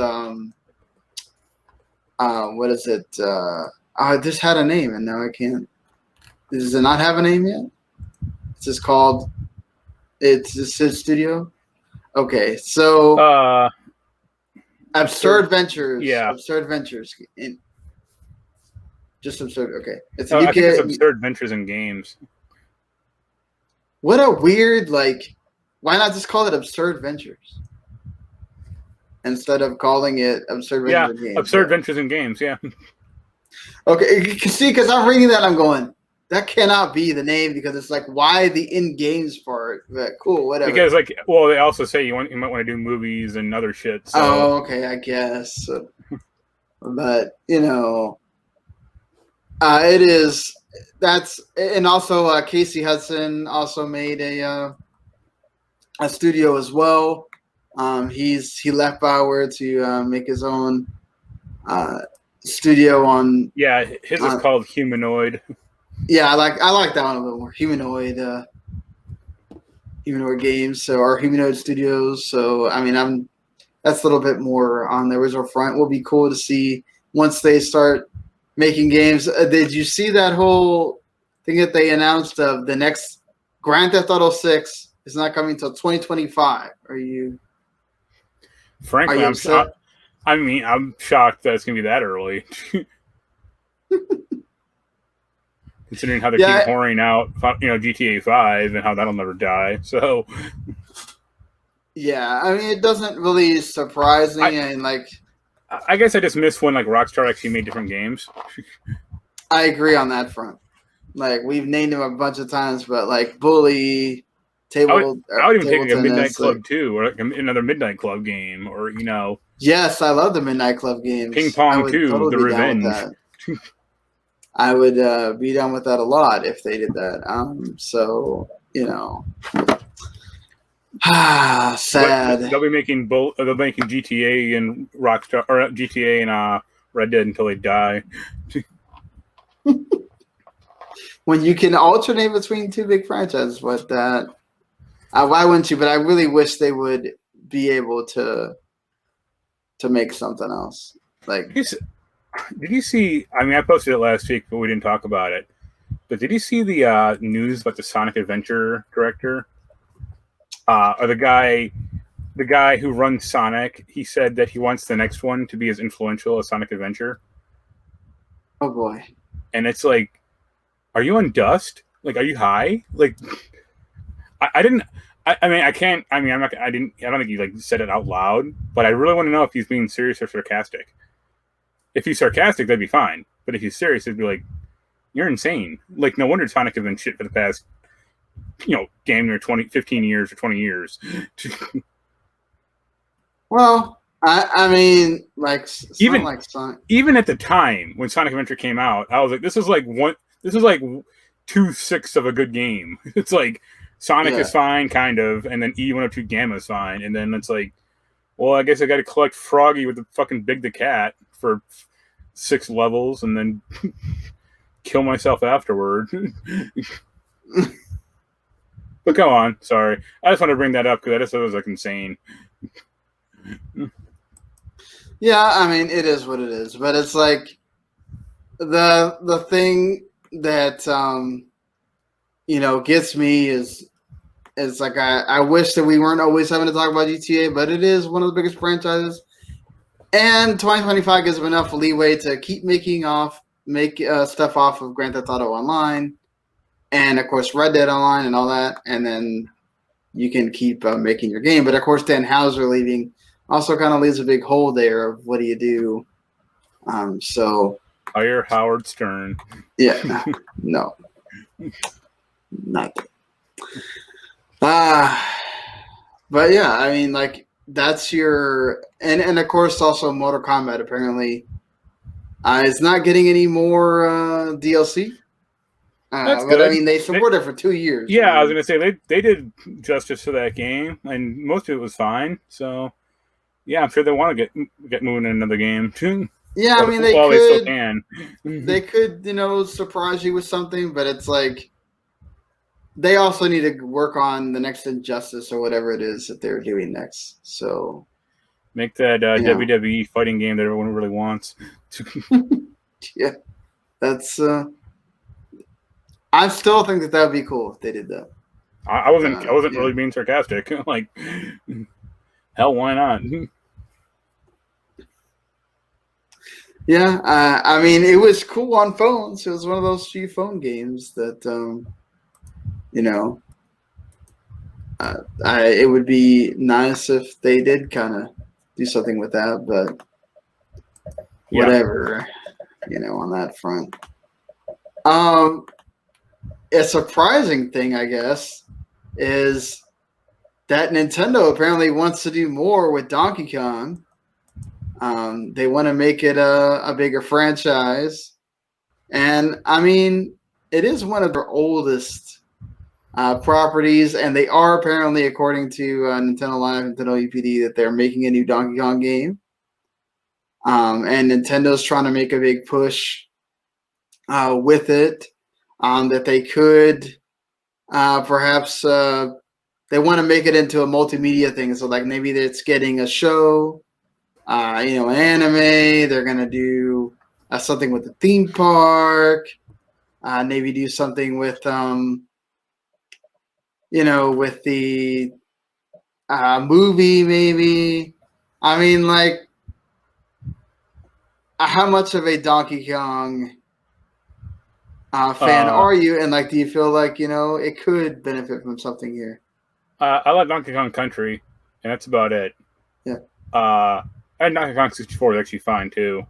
Tropical Freeze is good. It's not, bad or anything. I mean, it's a really good game as well.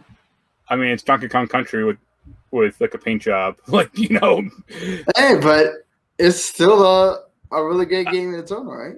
I mean, I guess my problem is like Donkey Kong has largely remained the same, except for like Donkey Kong 64, which was like the 3D one, like the 3D one. Like that was like the actually like original one, which like was a good game, but it was like kind of overstuffed because you had like 5 different characters and right. It was insane. I just don't think like there's enough of a Donkey Kong like canon or like I wouldn't say franchise, but there's not enough there to like make a TV show or like make a movie. I mean, they can't even get like a Zelda or Metroid movie or show going on. Like, have Donkey Kong? Like, come on. They're probably looking at it from like a merchandise standpoint and all that too, and I get that in a way. I guess it's like if you just pick 10 random people and showed them Donkey Kong, and they go like, "Who is this?" How many of those people do you think could actually like pick him out or like name him? Yeah. And it's like, yeah, he's like less of a character than like Pitt from Kid Icarus or Yeah, it's definitely one of those strange ones, right? Like the fact that they want to make the fact they want to make a Donkey Kong like amusement park or like section of that is like, what? Like, you're aware you have Zelda, right? Like, yeah, but I mean, I guess they see it as like the older parents. Like, well, I think Donkey Kong is like, I gather he's way more popular in Japan than in America. Yes. So that might be why. Like, I know, like even the Mario theme park has like Donkey Kong crap in it. So it's like, I guess sure, but it just seems fairly hollow for like a TV show. Or like for like a movie, or anything like pan media. I mean, hell, Kirby got a TV show, and even that was like sketchy because it's like there's not enough of Kirby to like Kirby has like slightly more shit going on too. So it's like Kirby also it's really easy to make it into an anime and I mean, it's not to say they couldn't do it, but I guess it's just like weird to think of it as like Donkey Kong having a personality. Because it'd be like Donkey Kong as kind of like the laid back guy, Diddy Kong as like the like inventor sidekick, K. Cruel as like the evil bad guy. So it's like, okay, you just remade Sonic the Hedgehog like in anime form. Like, good job, I guess. Although, to be fair, Donkey Kong plays the bongos and Sonic plays the guitar, so that's the big difference.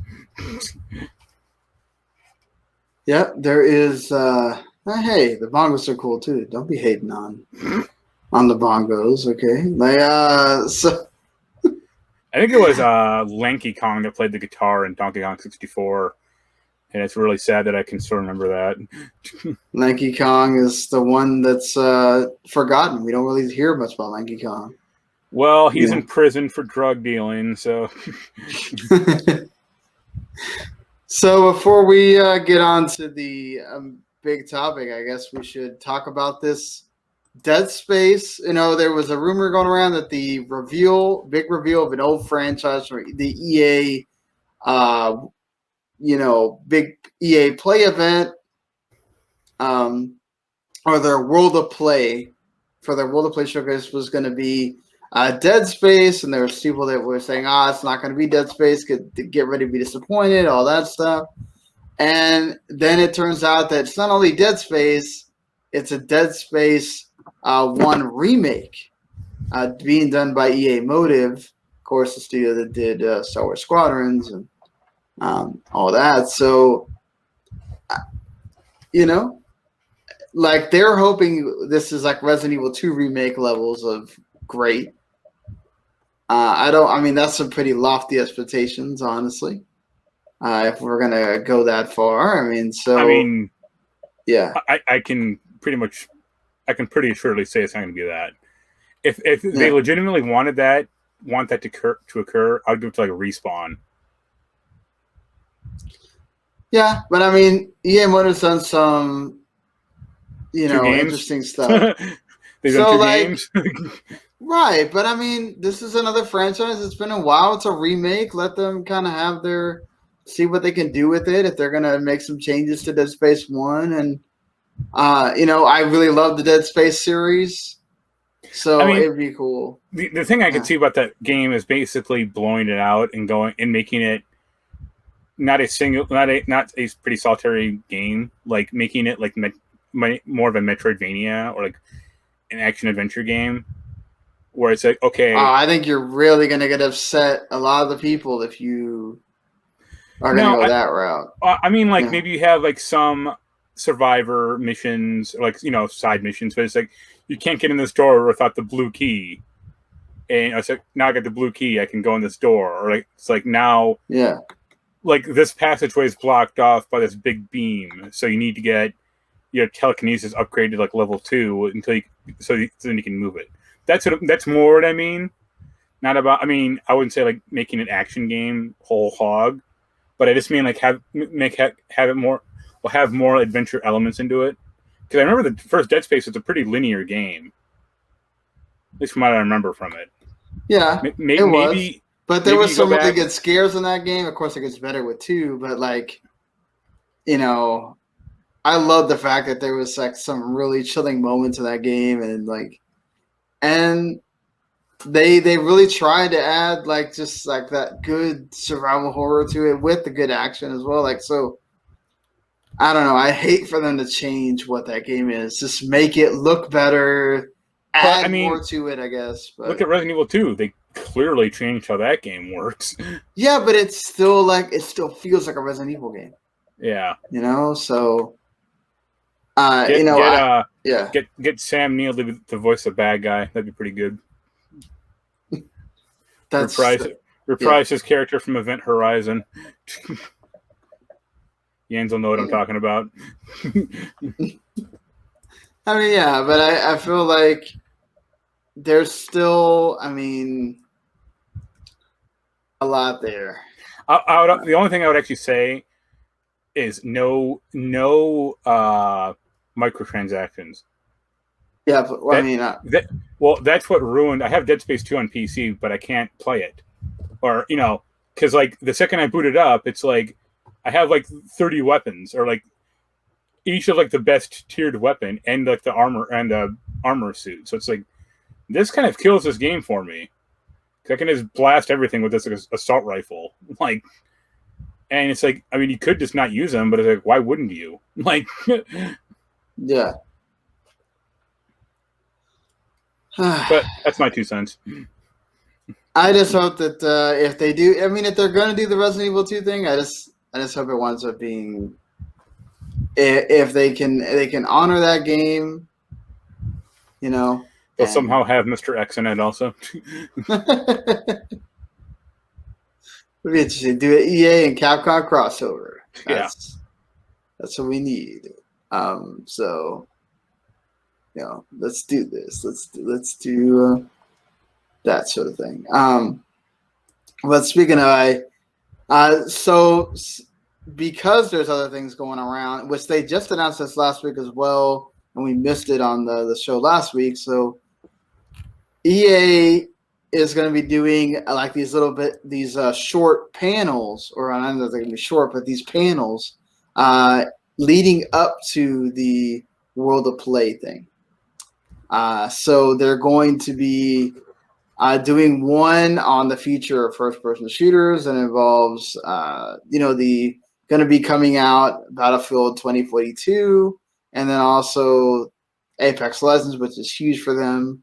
I don't know that I really care about that, but like once you get past that, they're going to have an EA Originals one on July 13th. Will be interesting on that front what they're going to show off there, because they've already done some great games with It Takes Two this year, and it's still selling really well too. So that's good. They did the Knockout City, so will be cool to see if they announce anything else here. There's, of course, the expected, Madden NFL 22 hype on July 19th. And then we get an interesting one. The day after, there's more EA Sports. We're not allowed to tell you how much about this one yet, but we can say this spotlight will highlight an extremely cool new addition to an extremely popular and long-running EA Sports franchise. We may have said too much already. Just keep your calendar free. So it kind of hints, and maybe we're talking about an extreme sports game, which they're back in vogue now that Tony Hawk was really, did really well last year. And then, of course, we have that Shredders game from Xbox, and we had the Riders Republic game. And so could this be in that realm, Mark? Or do you think maybe it's just a mode for a game that they already have? Or could we just go ahead and talk about some EA Sports franchises that really could have used a comeback, and maybe it's one of those? I mean, it'd probably just be Skate 4. Oh, come on. Don't just tell us to Skate 4. I mean, I know you're going to sort of be excited. No, I actually never played Skate. Okay. I thought you liked the Skate games. But no, it'll be like Skate 4 or like, something. But I wouldn't be surprised if it's something totally not cool, like just a mode getting added to a game, to a series that they already have been doing. But man, this would be the time. It'll be a mode for their UFC game. They call it the Fight Night mode. You can only punch people. Oh no! But please don't tease us like this. It'd be cool to get Fight Night, because Fight Night's actually more understandable, easier to play than this UFC game or whatever. Like, I would love to see Fight Night come back. I know I have friends that used to play a lot of Fight Night, so I would be down with Fight Night. But of course, for me, if it turns out to be SSX, I'm gonna be excited. I'm gonna be, that'll be the thing I talk about on the podcast the day after, or I'll still be talking about when we do the EA Play, the breakdown of that, because I've been wanting that series to come back for a while. Look, we have all these other snowboarding games, cool, but the one that I grew up with, SSX, that's my jam. I would love for that to come back.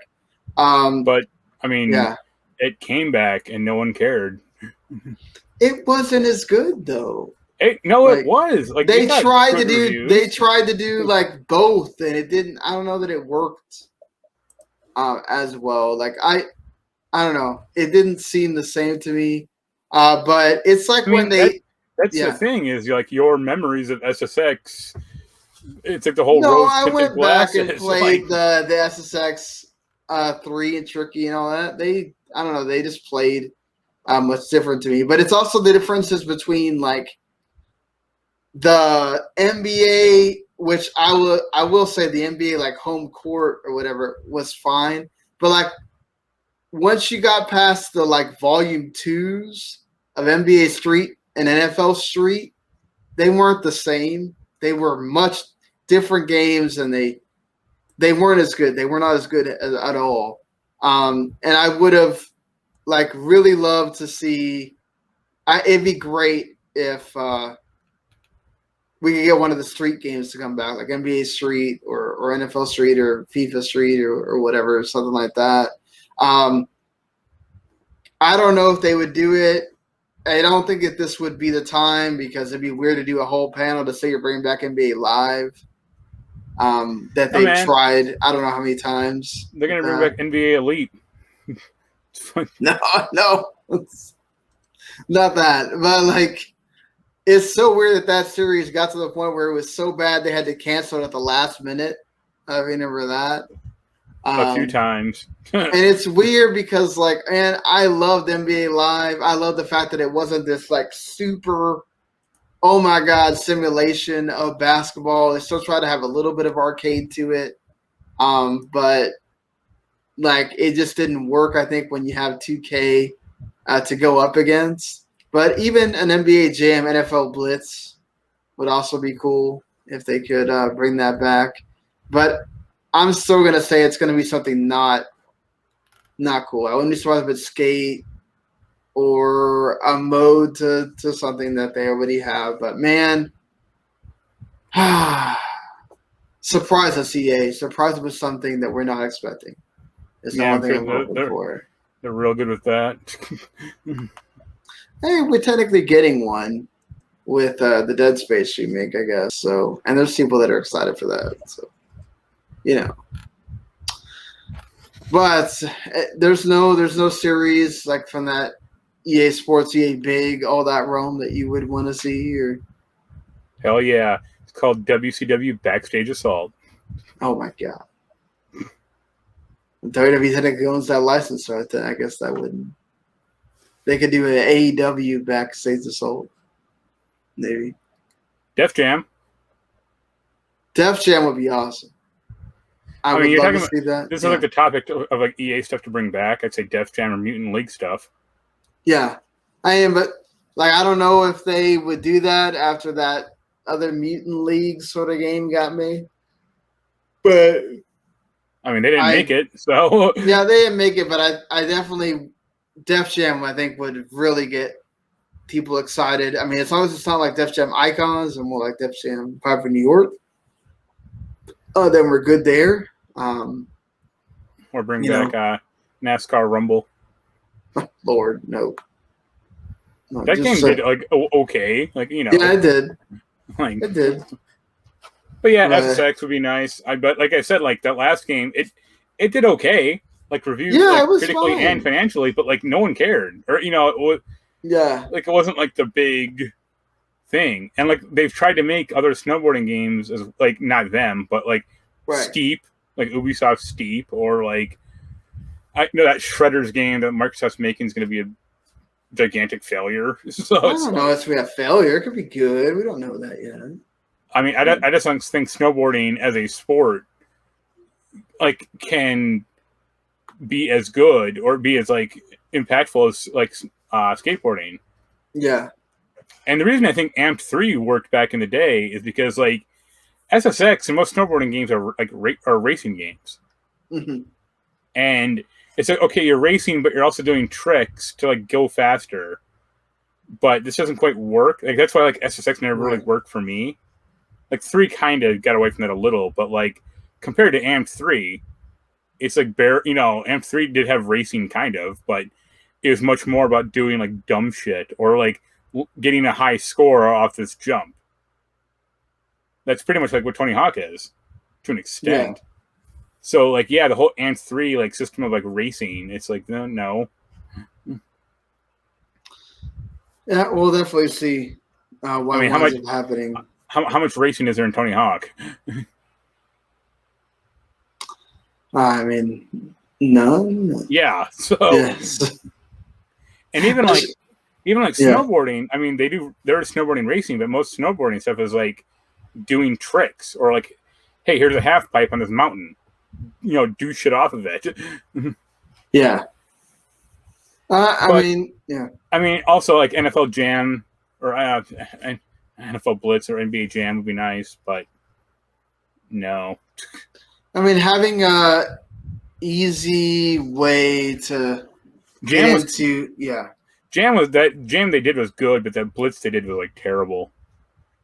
Yeah, I agree. They tried to do the like also adding in a mode with the cards and all that stuff. And I was like, no, I mean like the Blitz game they made was just like toothless because it was all NFL related. It's like there's no like late. Well, it had to be NFL related, but like it was like a pro version. It wasn't. It's very much like toned down. Yeah, it was like cool. I mean, it wasn't as bad as that like Blitz Pro where they had no late hits and no anything.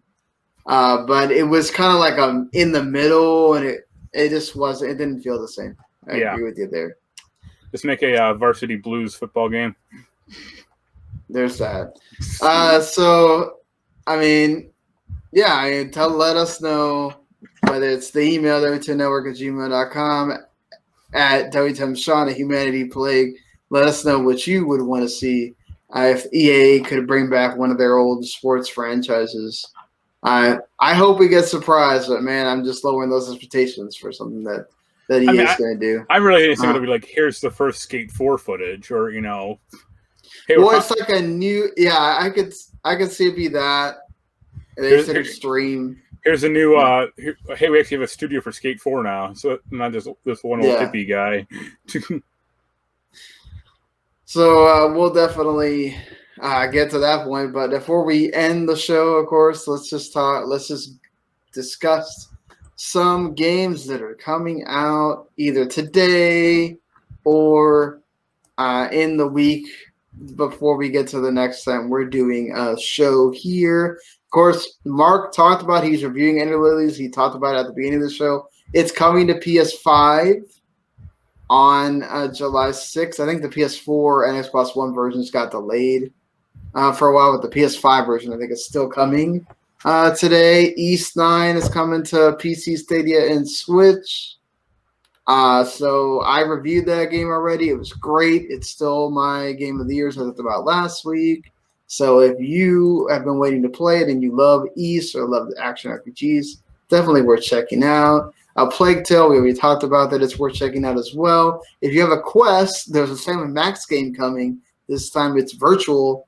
As a person that loves Sam & Max, I wish I had a Quest so I could play it. But I don't, so it is what it is. Isn't that the what you have? Yeah. Right. Okay. I actually asked Jens. I mean, he doesn't have a Quest, but I was talking to Jens about cartoons, and he talked about. I guess he made a Sam & Max cartoon like way back in the day. Yes, they did. Yeah. And I was like blown away. I'm like, really? Like, wow. Okay. Yeah, they did. There's a Boomerang X first-person shooter. Sniper Elite is coming to VR as well for the Quest. So we needed more of that. That Quest is pretty good, isn't it? Yes. That big game that's coming this week is Monster Hunter Stories 2. Wings of Ruin. It's coming to PC and Switch. So there is a demo out there you can play if you don't know whether you're going to be into it or not before you plop down the money. I am kind of hyped for it as a person that loves RPGs, and I think that Monster Hunter is a little bit too complex. Maybe this is a good in-between. I will definitely check out that demo and then decide whether I want to plop down that money or review it. And there's also a narrative game called Where the Heart Leads, which looks really interesting. I, don't know if I would play that or not yet, but we shall see. And of course, the game that people are waiting for in the middle of the month. Well, some people are. Some people do not. Some people are wishing this wasn't even getting made at all. The Legend of Zelda Skyward Sword HD on that July 16th. We're really close. 10 days away. I thought you were going to say F1 2021. No. Also July 16th. Yeah, also July 16th. That you could get at that point too. So, hey, same two games. Yeah, exactly. The same two games. Why not? But we're not that far away. Not that far away from that coming out. So if you enjoyed what you heard, or whether you watched, appreciate it. Whether you watched live or you watched later on, pretty cool. Thank you for that. Of course, you can watch us on YouTube, on the W2M Network YouTube channel. You can listen to us anywhere. There are podcast speakers, of course, our host, but you can listen to us on Apple, Spotify, TuneIn, iHeartRadio, Amazon, Audible. Use Alexa, so you want to listen to Video Games to the Match. You can hear our voices here. And of course, if you hit subscribe, you can get whatever we put out. And of course, if you hit subscribe to W2M Network, you get even more stuff. You get all of Mark Rowlich and his team's wonderful entertainment stuff they just reviewed at the Tomorrow War. You can go listen to their thoughts on that. They're doing video as well with StreamYard, so you can go watch them on the YouTube channel. Of course, you can go listen to Kickoff, the NFL show, Black Iris, all the other shows. So we Chapter Select, which Randy and Jens just put out. Literally, while we were recording this show, they put out their show. So go check out the newest Chapter Select, which I had it right here, and I don't know what happened. It disappeared. It's on Postal, yes, the game Postal. The movie. They did Postal the movie already. Okay. Yeah, so it is Final Fantasy Spirits Within. You were correct, it was a movie, but it's Final Fantasy Spirits Within. So that should be interesting. So definitely, folks, go check that out. Until we are back here, which should be Sunday, as long as we don't have anything crazy going on. Like this week. Until then, folks, thank you for listening. Thank you for watching. Ring that bell, subscribe, to the channel because there's more stuff on there to watch. And we'll see you later, everybody. Later.